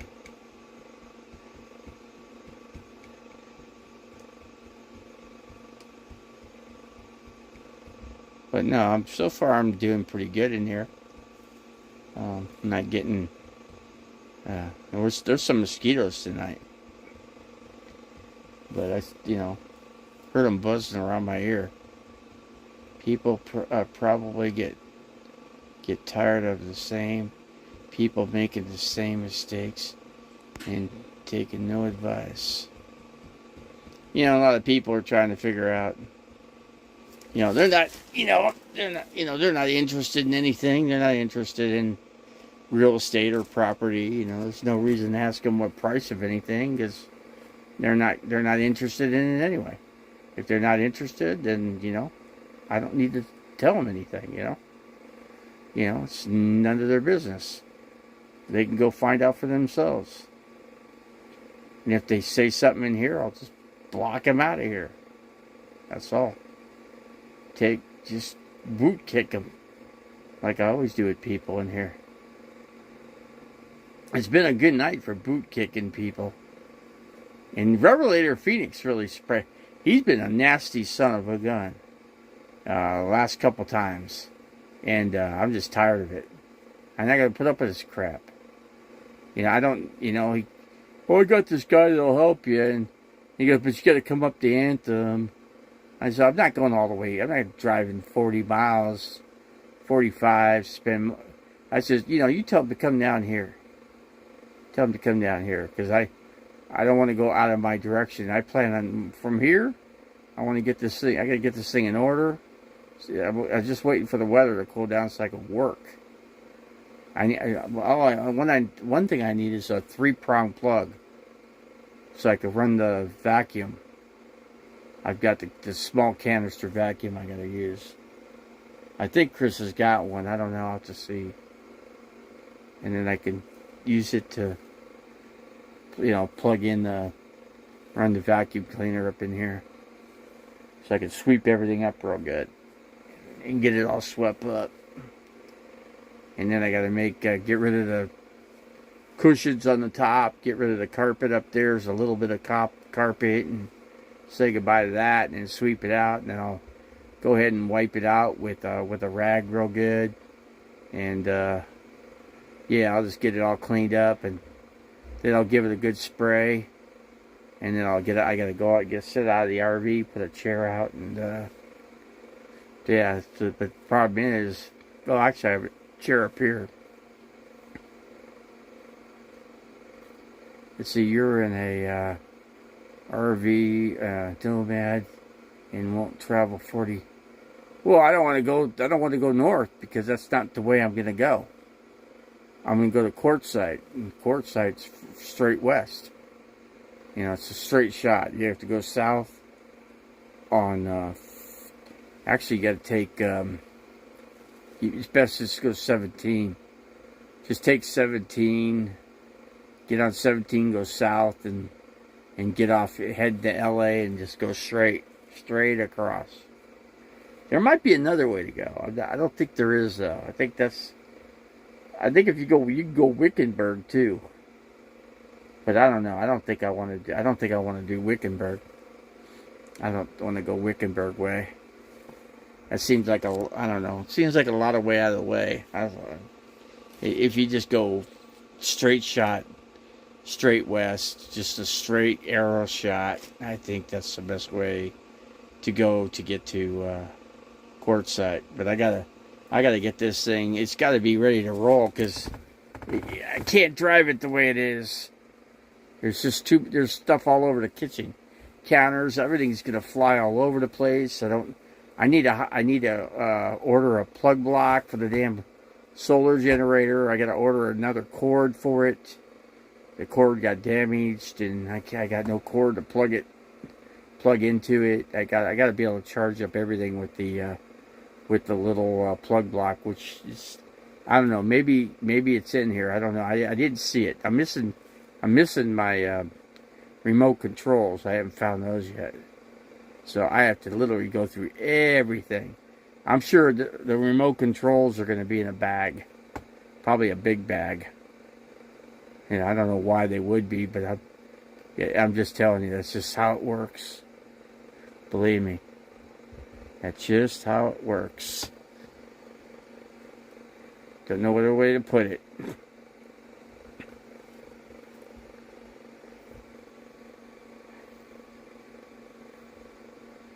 It's funny, one guy was talking about man on the silver mountain, and I'm like, yeah, you're singing a song. You're not singing the song, but you're talking about a song. And I said, whatever. Well, I'm gonna try to do something tomorrow. I gotta vacuum the top deck, because I need to put things up there, and I can't put anything up there until I get it ready. I gotta prep it. And I was kind of hoping that would have been done. I wish I had gone to the hospital. That really screwed me up. Screwed me up big time. Yeah. Horrible how things turn out, It's just horrible how things... Yeah, go buy some...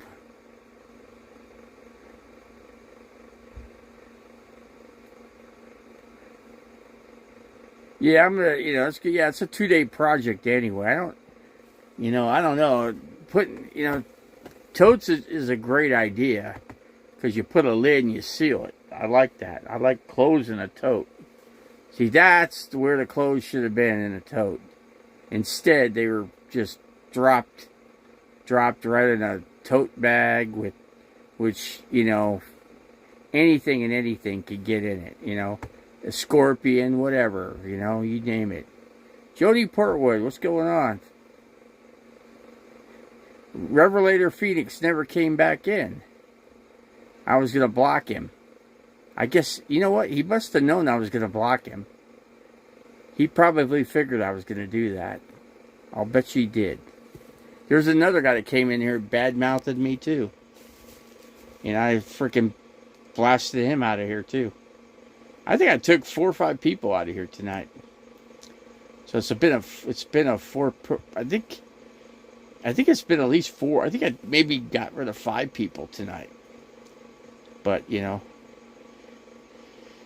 I used to have. It's funny. I used to have Judith come in here, and I don't have her anymore because she was always bickering.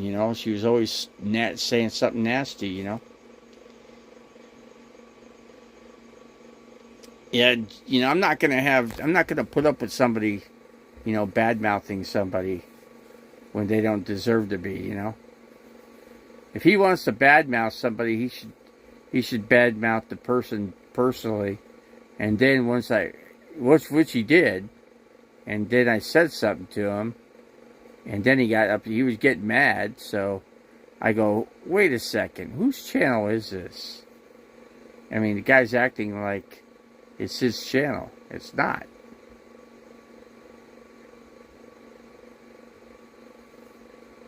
Oh, she did. Yeah, that's right. She did ban. She banned everybody. Yes, that's right. She did. She did bad. She was out to do bad from the very beginning. She played me as long as she could, and then she decided to come in for the kill. See, when you're a troll like that, there's a lot of... I've done the same thing. I've trolled some people because they trolled me, and I got them back, and I was nice to them, right? And then the very last thing, I got everything I wanted to say in there, and then I just, boom, out I went. No, I don't. I don't know Grampy Lobster. No. Can't say I do. Can't say I've ever been to Grampy Lobster. Who are they? Is it somebody that goes out the quartzsite? See, I was at Quartzsite last year, but I really couldn't stay there because of, things happened, My foot was a major issue then. Still kind of is right now, but I think it'll be okay. If it was anything bad, believe me, they would have kept me in the hospital. Yeah, YouTube person, okay. What is their objective? What kind of channel are they? What are they? Are they a nomad channel or are they? Well, I'm just kind of wondering what kind of channel they present themselves as. Guess I could always just look them up, right? I used to like the old days when you see their name and you can just click and subscribe on them. Now you can't do that anymore.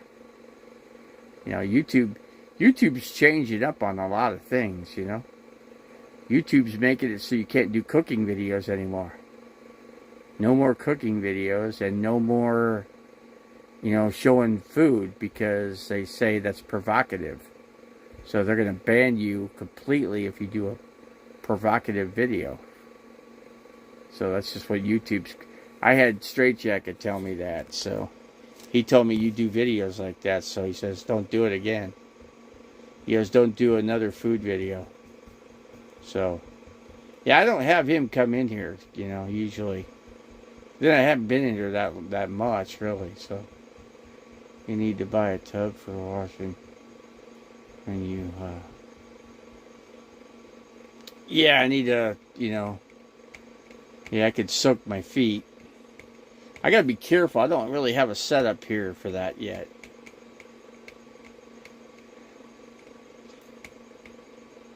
I think when I get out the Quartzsite, I think I'll do that.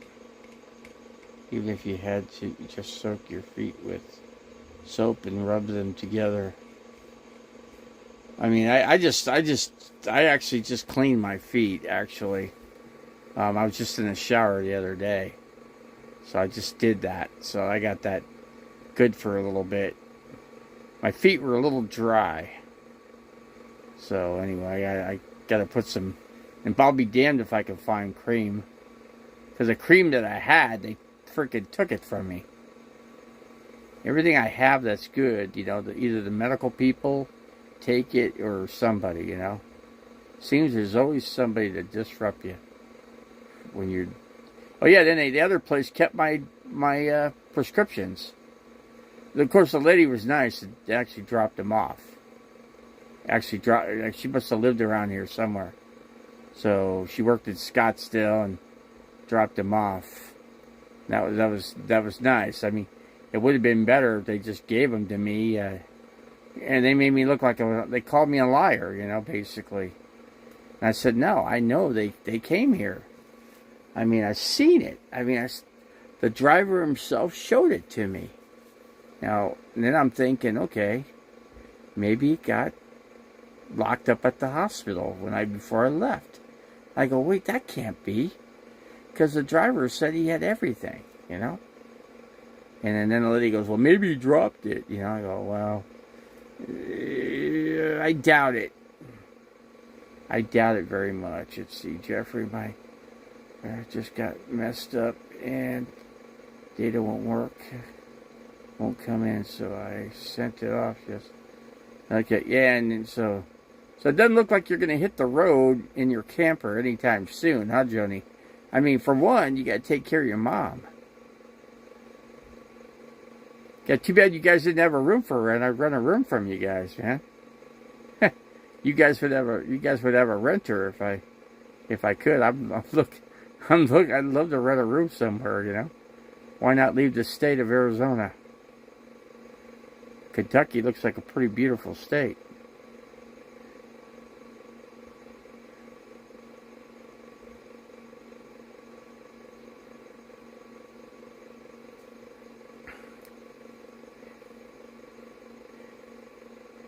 Yeah, I don't think your mom don't want nobody else there, huh?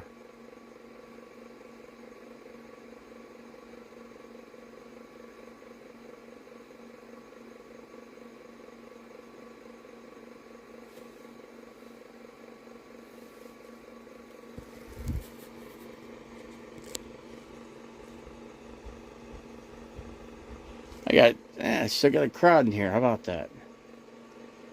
You want to rent a room, but you won't sell your land. Well, I am selling it. You know, I'm waiting. I got a guy that's interested in it right now. I'm gonna wait for this deal to go down. That's all. You can't get a really nice apartment without paying $2,000 a month around here. $2,000 a month is the rent around here, man. That's the going price. Believe me, I've looked. Believe me, I've had other people look too. They found the best deal I found was $800 a month. $800 for a shared bedroom, shared, but they won't let you keep your vehicle.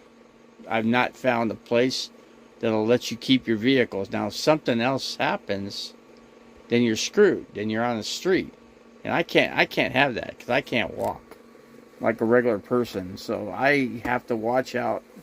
I have to look out for me, man. I have to look out for me. I'm first off right now. Let's see. I saw them with my own eyes. I can't afford that, guy. I got a $100 phone. I got $100 for insurance. No, then there's food. Then there's electric bill. You know, no, I can't afford that. No. Now, $800, I still can't do that because these deals that they got. Section 8, I've not any luck with Section 8. Believe me, I've had people in the hospital, in the skilled nursing, look all that stuff up, and they couldn't find nothing for me. They couldn't find one thing that was. The other was everything they found for me that would work, that I can't keep the vehicle. So there was only one way around that, and not sell the RV, put the RV in a storage facility. So yeah, you can't trim down. That don't work. That doesn't quite work. Well, here's what I'd do. If I could sell the property and then buy another property and put a roof over my head, I would sell the RV and I'd get a truck. I'd get a pickup truck with an extra cab. And that's what I'd do. And I'd put a camper on the back of it. So that I'd have a kind of like a junior RV out of it. But not yet. I'm not ready. Can't pull that off right now. Can't pull it off. Not at the moment. When the time's right, then I'll pull the string on it. Yeah, well, I'm gonna see if I can get into. Let's see. I won't need a vehicle use. Lift's pretty expensive. It costs about $50 to ride one place and back. So, you know, if you gotta ride it, each day is gonna cost you about $50 round trip to ride the lift. So you gotta find a cheaper way to get around. You gotta find there is a way. There's a vehicle that's actually sitting around, and it's not being used for anything.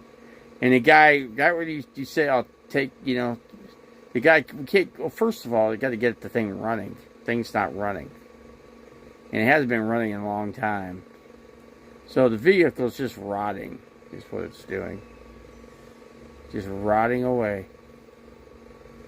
That's all it's doing. Jeffrey, what are the chances of my data being...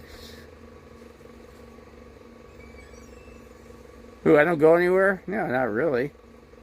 Then again, look at the price of gas. $5 a gallon, man. A lot of people aren't driving around that much right now. I don't know. All the RVers, they haven't been... There is one person driving around. That's Destination Open Road. They've been doing it. They drove everywhere. Those people got to be rich. They got to have a lot of money in their pocket. because they just bought property on the beach.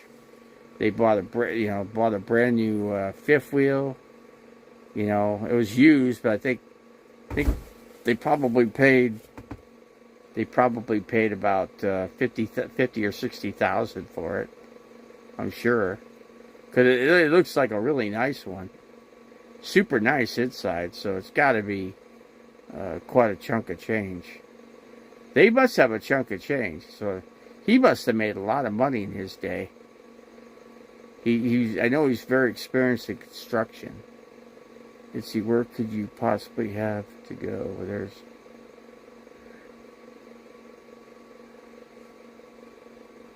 You still got to go to see your doctors, and I don't have free rides to the doctors, so yeah, so I gotta pay a Lyft, either a Lyft or Uber, which I usually use a Lyft because that's what I got on my phone app.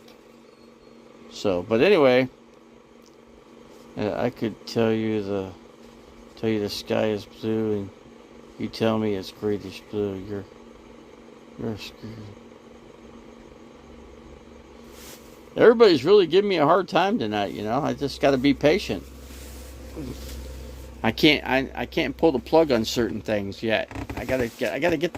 First of all, the property's got to sell, and it's not sold yet.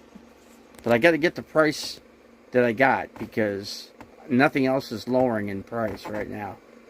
Nothing. Everything is real high price. But I had to lower my price. See, I don't get it. How come I have to lower my price and nobody else's prices have to come down? That seemed just kind of odd. And then one place I found, they said, well, we could get you a place for $800 a month, but you know, can't pull that, because then they say, well, you have to sell your RV. You can't keep it. You know.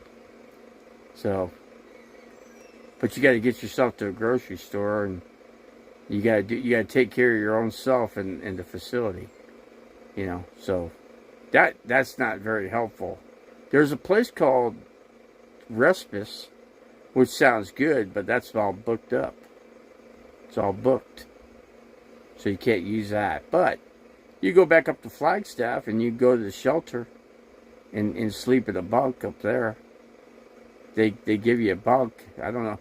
See, the thing is, how long could you stay in that bunk before they kick you out of that? You know what I'm saying? How long? You gotta find out how long, you know, before they make you hit the road, you know? How long before they make you hit the road? Because, you know, they got lots of people coming in there. And you're coming into the winter months now. So, you know, it's going to start snowing a lot, you know, up there in Flagstaff, believe me. It's already snowed once, and here it is. It's not even the end of October. So, no, I ain't screwed. I'm not screwed right now. Not quite. Not quite yet. Yeah, not quite. Things could be worse. Believe me, a lot worse. I could be on the curb somewhere after the hospital and just sitting there trying to carry all my medications, my insulin. How would I keep my insulin cool, you know? Cooled off. How you know, when am I going to go to a restaurant? How am I going to grocery shop with a walker, you know? How you going to do that? See there, and then when you can't walk like a regular person, you know, they expect you to do that. You know, yeah, they're a freaking, I'm telling you, man, the system is really brutal. That's why you see people in shopping carts. That's why you see people stealing the electric scooters from Walmart. That's why, because, you know, all they gotta do is find a charge port, charge it up, and they can drive all over the place. Put a tent on it, and they can put up a tent and have themselves a place, you know. But Flagstaff, not quite. You know, you're not going to take that scooter and you're not going to ride it, 30, 40 miles. You're just not going to do that. So I don't know what those people are thinking when they take those. You're 60, you won't listen to anyone. Won't listen to reasons, refuse to even. No, I just washed my feet, guy. I just took a complete shower. They're already screwed and don't even realize it. Nobody but you can help you. You're right. You're exactly it. Only me can help myself. You're right. Not just me. There's also God there too. But I'm kind of hoping God takes me out. And the way things are going, it might happen. It just might happen. That's what I'm saying. So, I'm gonna get this. I'm waiting for the weather to cool off. I can't put the stress on my heart. That's how I ended up in the hospital. I almost killed my kidneys. You kill your kidneys, guess what? You need think if you need a transplant for kidney, how are you gonna get one? You're not. So you'll die trying to get one. So I'm saying you die that way. That's one way you kill yourself. Then once your kidneys are deadened, you still got to be out and about, even with bad kidneys, because they don't care. Believe me, I know this. I see the whole picture. But yeah, this thing runs good. It's just got to get straightened up, and I'm gonna start working on it tomorrow. I got to sweep. The first thing I got to do is sweep up the top of the thing, which I don't know. It's gonna be kind of hard to do because I don't have a 3-prong plug. So I may have to use the 2,000 watt inverter. The problem is it's gonna hog up all the electricity on the solar. That's what kills me right there. So that's where you can kind of get screwed. You put stress on your heart because you get doing. I can't get exercise when you can't walk, guy. Because you can't walk because you don't wash your feet or. Jeffrey, do you want to just keep bickering at me or what? Maybe you don't want to stay in the channel anymore. I don't know. Maybe that's what you want to do.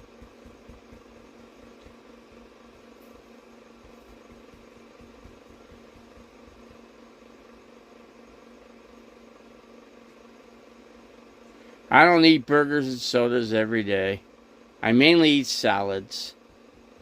I mainly eat a salad, okay? Problem is I can't keep lettuce for very long in a refrigerator. I'm telling you that much right now. And it's hard to get into a grocery store. So.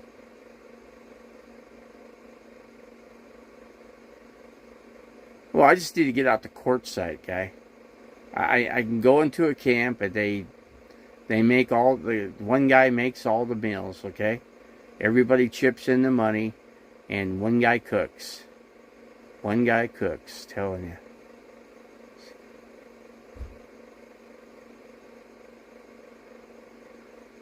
Well, I don't know how old you are, Jeffrey. You sound pretty young.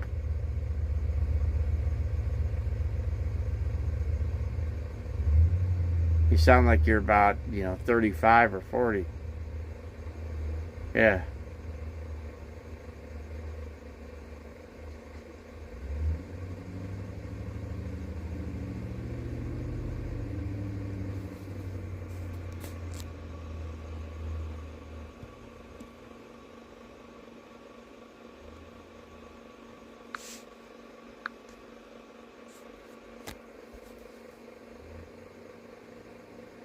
And I took out Jeffrey.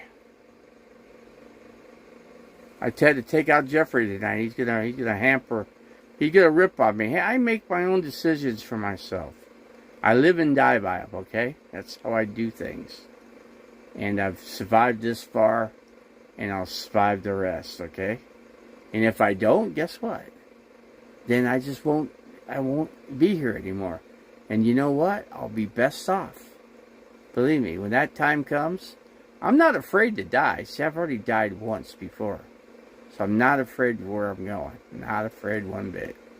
Other people are afraid to die. I've already died once and come back. So, but the next time, I didn't want to come back. I did not want to come back. I didn't have a choice, okay? I guess I had to come back to suffer some more, but that's okay. So I'll suffer a little more, but so be it. Anyway, I kicked Jeffrey out. He's out of here. He's out of here for good. And I'm not going to listen to that, you know. He's trolling me too. So when somebody tells me to grow up, you know, don't tell a 60-year-old man to grow up. I know exactly what I'm doing, okay? The biggest thing wrong thing that happened is I lost my house. But I got money out of it before I actually lost it, okay? And then I had to live on the money to get disability. Okay, and then I got on disability and things did not pan out so well. That's what happened. But I got to do all this work myself. Ain't nobody going to help me. Nobody. Nobody's going to help me. That's just the way it is. Sometimes you got to do for yourself. Even I could have to crawl on my hands and legs and feet, whatever. And you know what? That's just the way it is. They don't care. They just look at you funny. People at the hospital just looking at me. She said, "What are you going to do? What are you going to do?" I said, "What do you think I'm going to do, man?" I said, "I got a roof. I have a roof, but it ain't... You can't keep living out of RV in your condition." I said, "You know what? You got to do what you got to do. Don't tell me what to do, okay? You people are not helpful, okay? You people didn't find me anything. Section 8, you can't get in right away. There's a waiting list on that one. So that's an issue. But yeah, Quartzsite, there's a reason why people live out at Quartzsite. There's a reason why, you know, people do what they do, you know. That's why people live out of their RVs. There are people my age or even older that got to live out of their RV because they have no other way. There's a guy broke down at the Walmart parking lot up in Anthem right now. He's completely broken down. He's got 48 hours to move his rig, and his rig is not running, and he can't get it running. He cannot get it to run. But they put a sticker on it. Cops told him 48 hours or we tow it off the property. And he's only got that and a motorcycle. And the guy's 65 years old. What do you think he's going to do? He has no money. He has no income. He's going to lose his RV. You know what I should do? I should go buy his RV up. I said, "I'll give you $100 for it. And that's going to be the best offer he's going to get. Best offer. He's going to lose it anyway, right? So might as well take $100 riding off on his motorcycle, right? At least he can put $100 in his motorcycle tank and drive, right? Because he's not going to live off of his motorcycle in a parking lot in Walmart. It's just not going to happen. It won't happen. He's in a rock and a hard place. Worse than me. Worse than me. He can't get his vehicle running. He has no money to fix it. And he's got a 48-hour notice to get it off the property. So what he did is he simply did this. He made it so everybody in that parking lot has to no longer... Anyways, they no longer can camp out in the parking lot. So, Anthem, everybody's out the door there. Everybody. So everybody has to leave. All because of one guy. So, that's basically what's been happening. The nomad community's been hampered with, you know, losing places to camp. Why? Because people screw it up for somebody else. It takes one person to ruin it for everybody. Some people have to live in an RV to retire or else work until they're 80. People are saying you can't survive on Social Security. On my disability, I can. I can, because I get nearly $2,000 a month. So I can.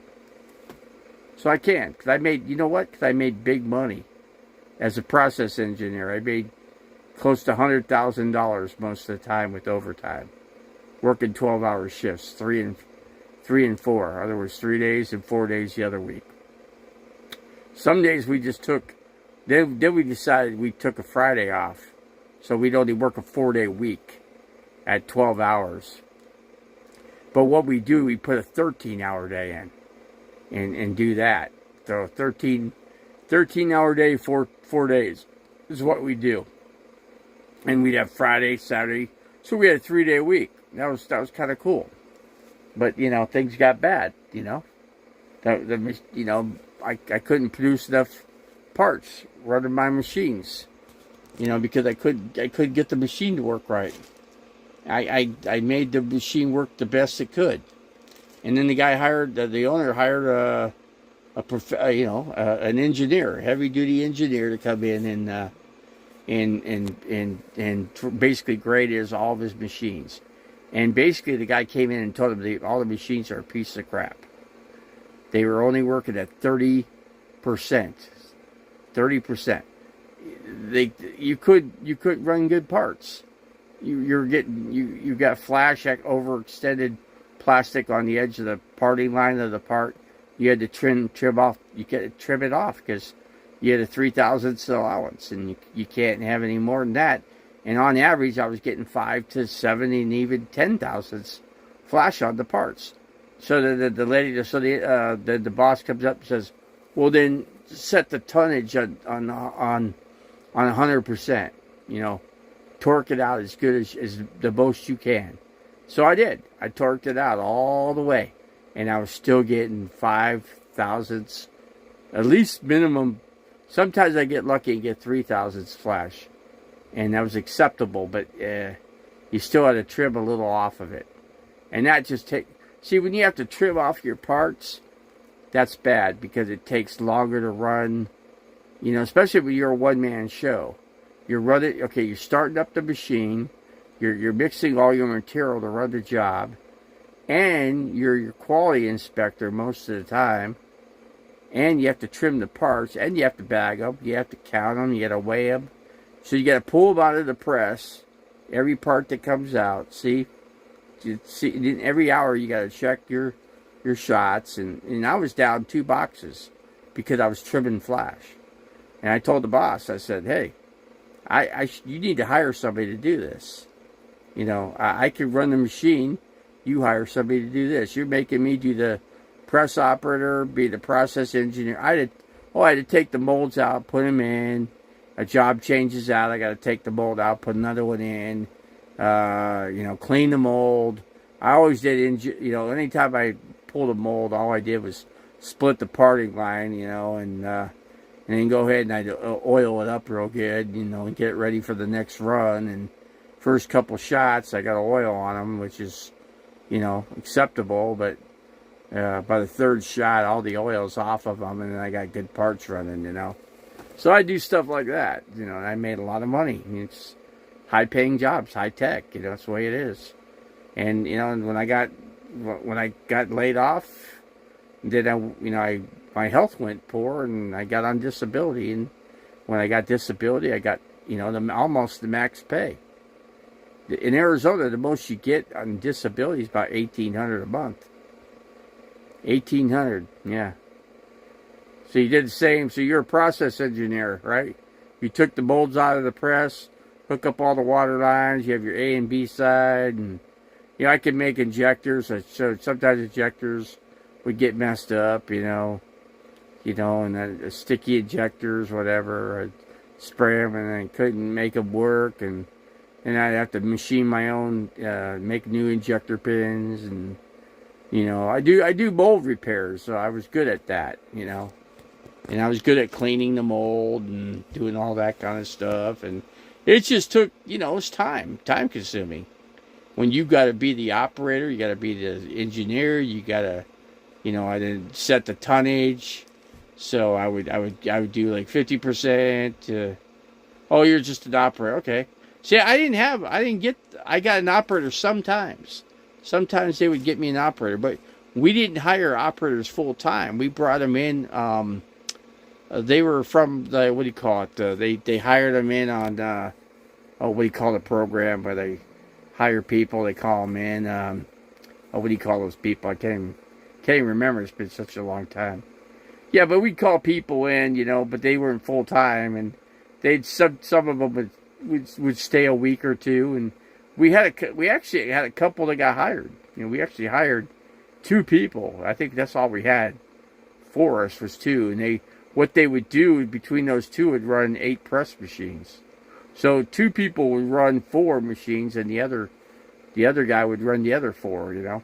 Oh, temper agency. Yeah, that's what it. I just couldn't spit the word out, but yeah, I took the molds out. I knew to do something. I could do basic machining.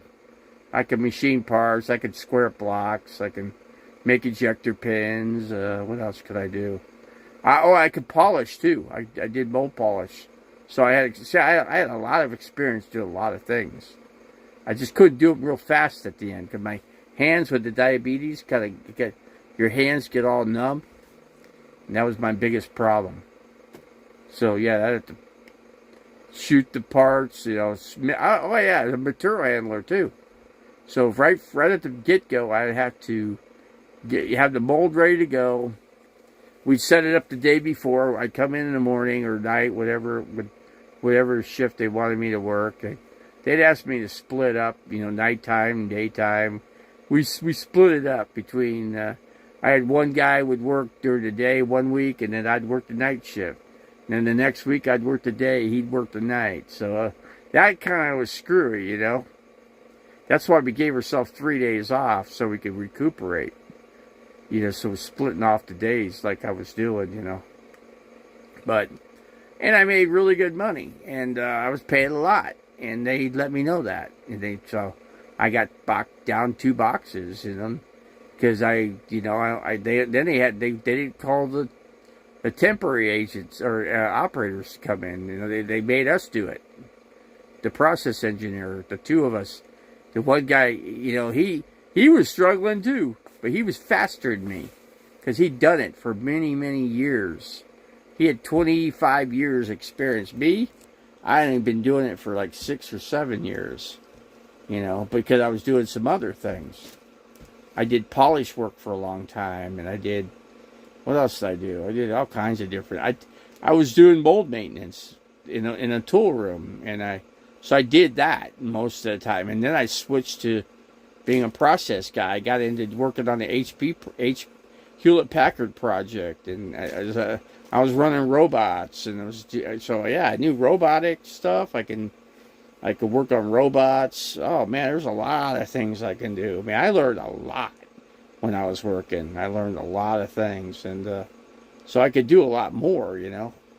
I was kind of a jack of all trades, and what's the other word for it? And the owner said the same thing. He goes, Dave, you were like a super duper. You're a great employee. You come in every day. You're on time, and we could always depend on you. You knew your work. You just didn't. You got old, and you just couldn't keep up. And he goes, you know what? I'm old too, and guess what? I'm the owner, so I'm fortunate. So I hire somebody to do my work because I can't do it as fast as these young people can. I go, yeah, I see what you're saying, but, I said, he goes, what's going on with you? You slowed down. I said, no, it's not that I slowed down. It's like these machines. I'm not, I can complain about your damn machines, but we had an engineer come in there and he told you the same thing. So it's a matter of you just got to spend extra time trimming the flash, and you got to just be patient and live with it. Go with it, because that's what they've ended up after they got rid of me. Guess what? And they got rid of the other guy too, and they brought 2 more guys in. Those guys are gone, and everybody was losing their job. Every guy was getting sent to the highway because they all said the same thing, same problems. I had issues with the machines. The damn machine would go down, and there was an electrical problem, and I couldn't figure it out, because it was beyond what I wasn't an electrical guy, so But I had to be an electrical guy too. That was something else. I just wasn't. I mean, I could do it sometimes, but the machine periodically would be like a computer issue, like in a car. It would work sometimes, and sometimes it wouldn't. So the machine would go down for, let's say, 15. Well, it's, a lot of times it'd go down for like 20 minutes, 30 minutes out of the hour. But that's production loss, you know. And that's where I was down 2 boxes. Because I kept losing to the machine shut down. And they said, well, it's because you, blah, blah, blah, blah, blah. They always make it see, they always have a word for it, you know. And I said, well, this is, you know, doing the best I can. And if it's not good enough, then guess what? I guess I take the highway too. We see, you could be an operator. It'd be a better job to be the operator, because then you don't have to make excuses for the you just go look at the parts and trim the flash off and put them in the bag, you know. But see, most of the time they were making, you know, they didn't. Hey, do we have an operator today? No, we couldn't get an operator today, and, you know, so you're gonna have to do it.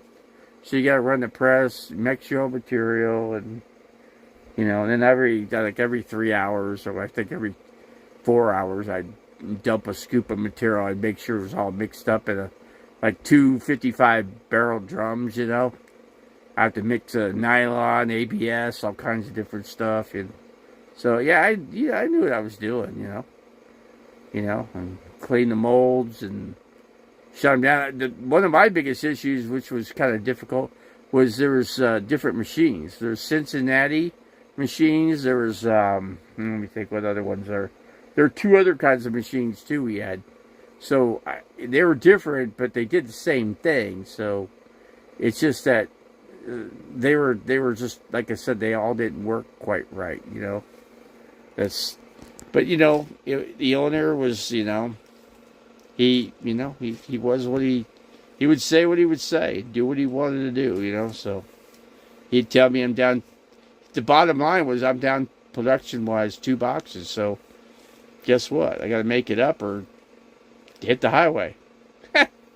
Take my toolbox, put it in the back of the vehicle, and roll out of here. You know, I had a little Blazer so I could put the toolbox. Oh, I had a pickup truck too. I had 2 vehicles. I had a pickup truck, a Dodge, and then I had the Chevy Blazer. So I had 2. I owned 2 vehicles. Imagine that, because if one broke down, I had the other. So that's one way. You know, and the guy goes, hey, you're driving that one this week. Yeah, that one went down. I'm driving this one this week, and then next week I'll have the other one back running, you know. They'd laugh, you know. They thought it was kind of funny. Oh, you worked at a plastic molding plant, too? 2 weeks? Yeah, it's hard work, isn't it? It's hot. Oh, it gets hot. Oh, it's hot at the machine, man. Temperatures are really hot. Oh, yeah, another thing I had to do is I had to clean up after myself, too. So I had to keep a mop bucket, too, because I had to mop around the press from all the oil that would leak from out of the bottom of the press. So, yeah, you don't do that, then you're stepping on oil, you know, and tracking oil all over the freaking floor. And you got to keep the floor clean. We didn't have somebody do that. Each process guy, engineer, had to do his own everything. And then when I got an operator, I took advantage of it. I'd say, get a mop bucket, you know. Hey, I'd teach them how to mix some material, you know. So then they mixed it. And they were happy about it, you know. They were learning something, you know. They could do something, but, you know, hey, I could take this to another place, you know. So, yeah, you can. Yeah, let me teach you this. We were using a mixer, a cement mixer that they bought, and they got it at Harbor Freights. So I'd mix some material on that. You know, I got a bucket and, you know, plastic liners, and I say just get 3 of these things. Just have 3, because, you know, I don't want to run out. So I would have a funnel like at the top. I forget, you know, I'd put the mechanism on the top to drop the material, and then it would slide down the barrel. And each barrel, you know, as it moves, the temperature gets hotter. as it goes down the sprue. And sometimes the sprues get messed up. And what happens is you got contamination on the sprue, and I'd have to take the sprue completely out of the press, and then I'd have to take it to a place and clean it up.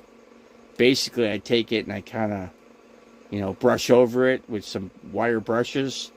What I do is we got better at it. I figured out a better way to do it.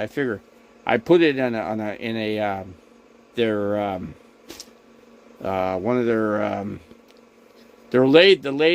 lathe machine, which sometimes I would use, not very often. So I'd put that inside the lathe and run it real fast, and then I'd put the wire. I made a wire brush that I could just brush it, hit it with the wire brush that's just going around real fast. That way it cleaned up the sprues really quick. They were sandblasting it. They'd take it to a place and spend way too much time sandblasting it. I go, dude, you could just put the sprue in the damn thing, clamp it in there, freaking roll it, put the wire brush on it, you're done. And the guy, the owner's like, whoa, man, you come up with some bright ideas. I said, yeah, I'm trying to keep my job, dude.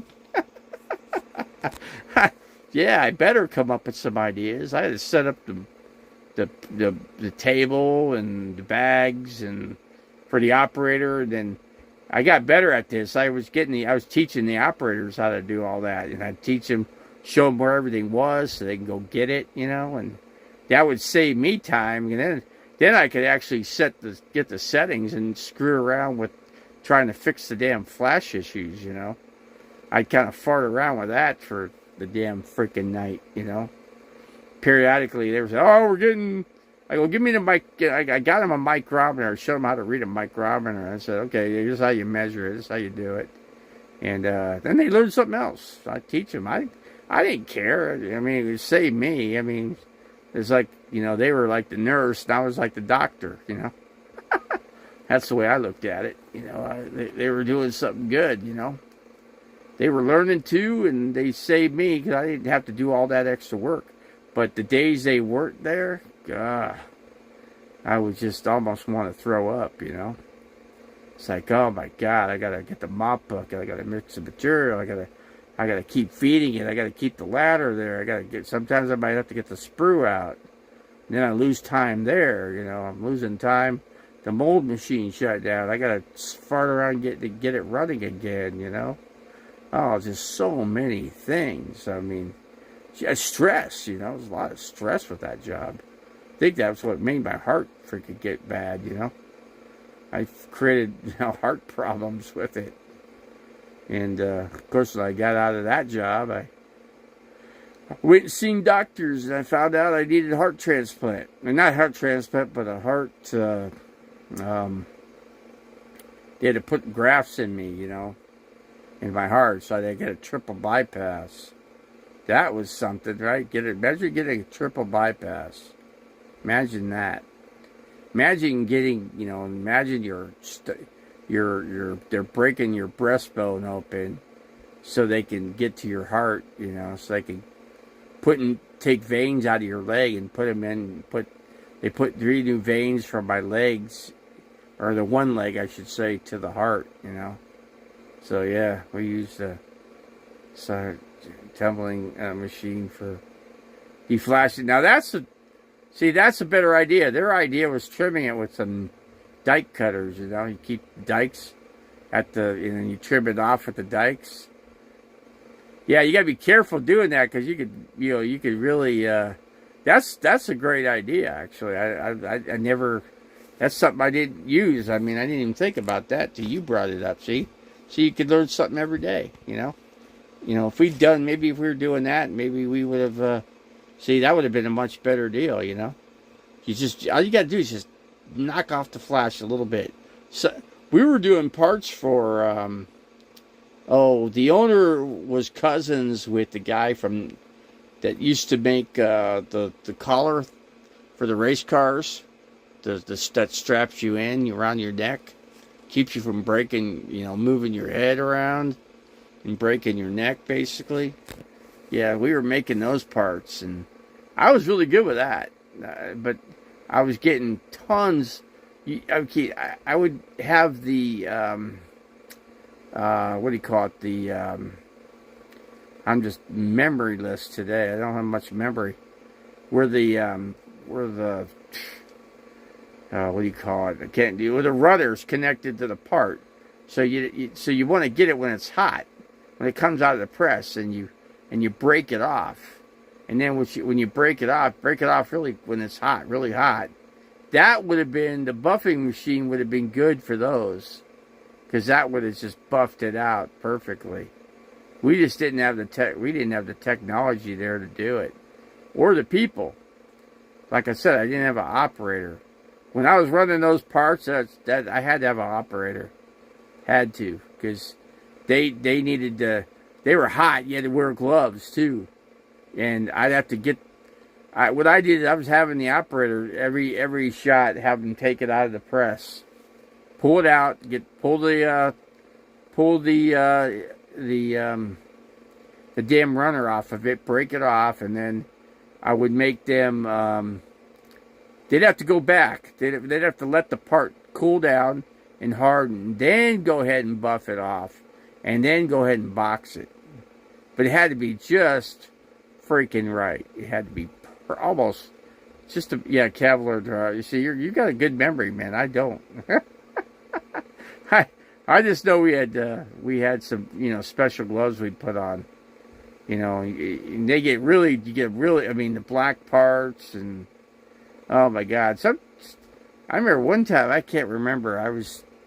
I'd get on I'd put them on the indicator plate, and I would I was buffing them off that way. What we did, okay, we figured out a way. I put them in I put all the parts.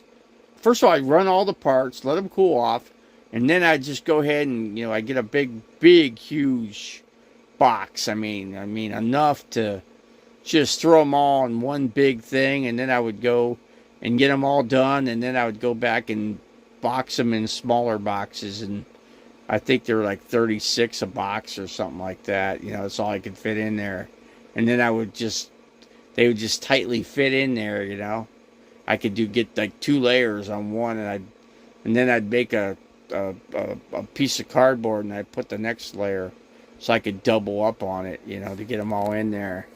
And then I'd take it to the press, to a Bridgeport machine. And then I had an indicator plate, so I'd indicate the thing, and then what I did is I had it set so it would take off just the right amount, but I had to have it in there just perfect. I mean, I had to just indicate it, and with all the right everything, and just like I said, then I just stick it in there, and there was a plate. It was just automatically. Then I would the machine would go one way and then go back the other, and it was usually perfect. Until the damn bit would wear out, and then I'd have to sharpen the damn freaking bit. So what I really needed was like 3 bits for the night. Once the one wore down, then I just put another one in there. Once that wore down, I put another one in there, and then after that, guess what? Then I'm done for the day. Then I go ahead and I clean those 3 off, right? Get them, situated, and then they're ready for the next time. Boom, boom, boom, boom. It's like Clockwork Orange. Yeah, I could go really fast. I was really whipping them out pretty quick. With the indicator plate, that we weren't doing that at first. It was taking way too much time, and costing money. So they figured it out. We had an engineer. We had the owner figured it out, and he made an indicator plate for it and figured it all out. Smart guy, very smart guy. That's why he's been in business for all these years. He's still working there. They're called Mold Works. You can look them up. They're in Gilbert, Arizona. But they had a separate plant for their production. And then I still talk to the people there. I know a couple guys that still work there. It's amazing they keep their jobs, I don't know how they do it. The one process guy, he's been there forever, and everybody else gone. Nobody makes it. Somehow, I don't know what he does, but he doesn't. There's some things we could probably learn better. But, like I said, we weren't, we just didn't know everything, you know what I mean? We didn't know everything, but, that's just the problem.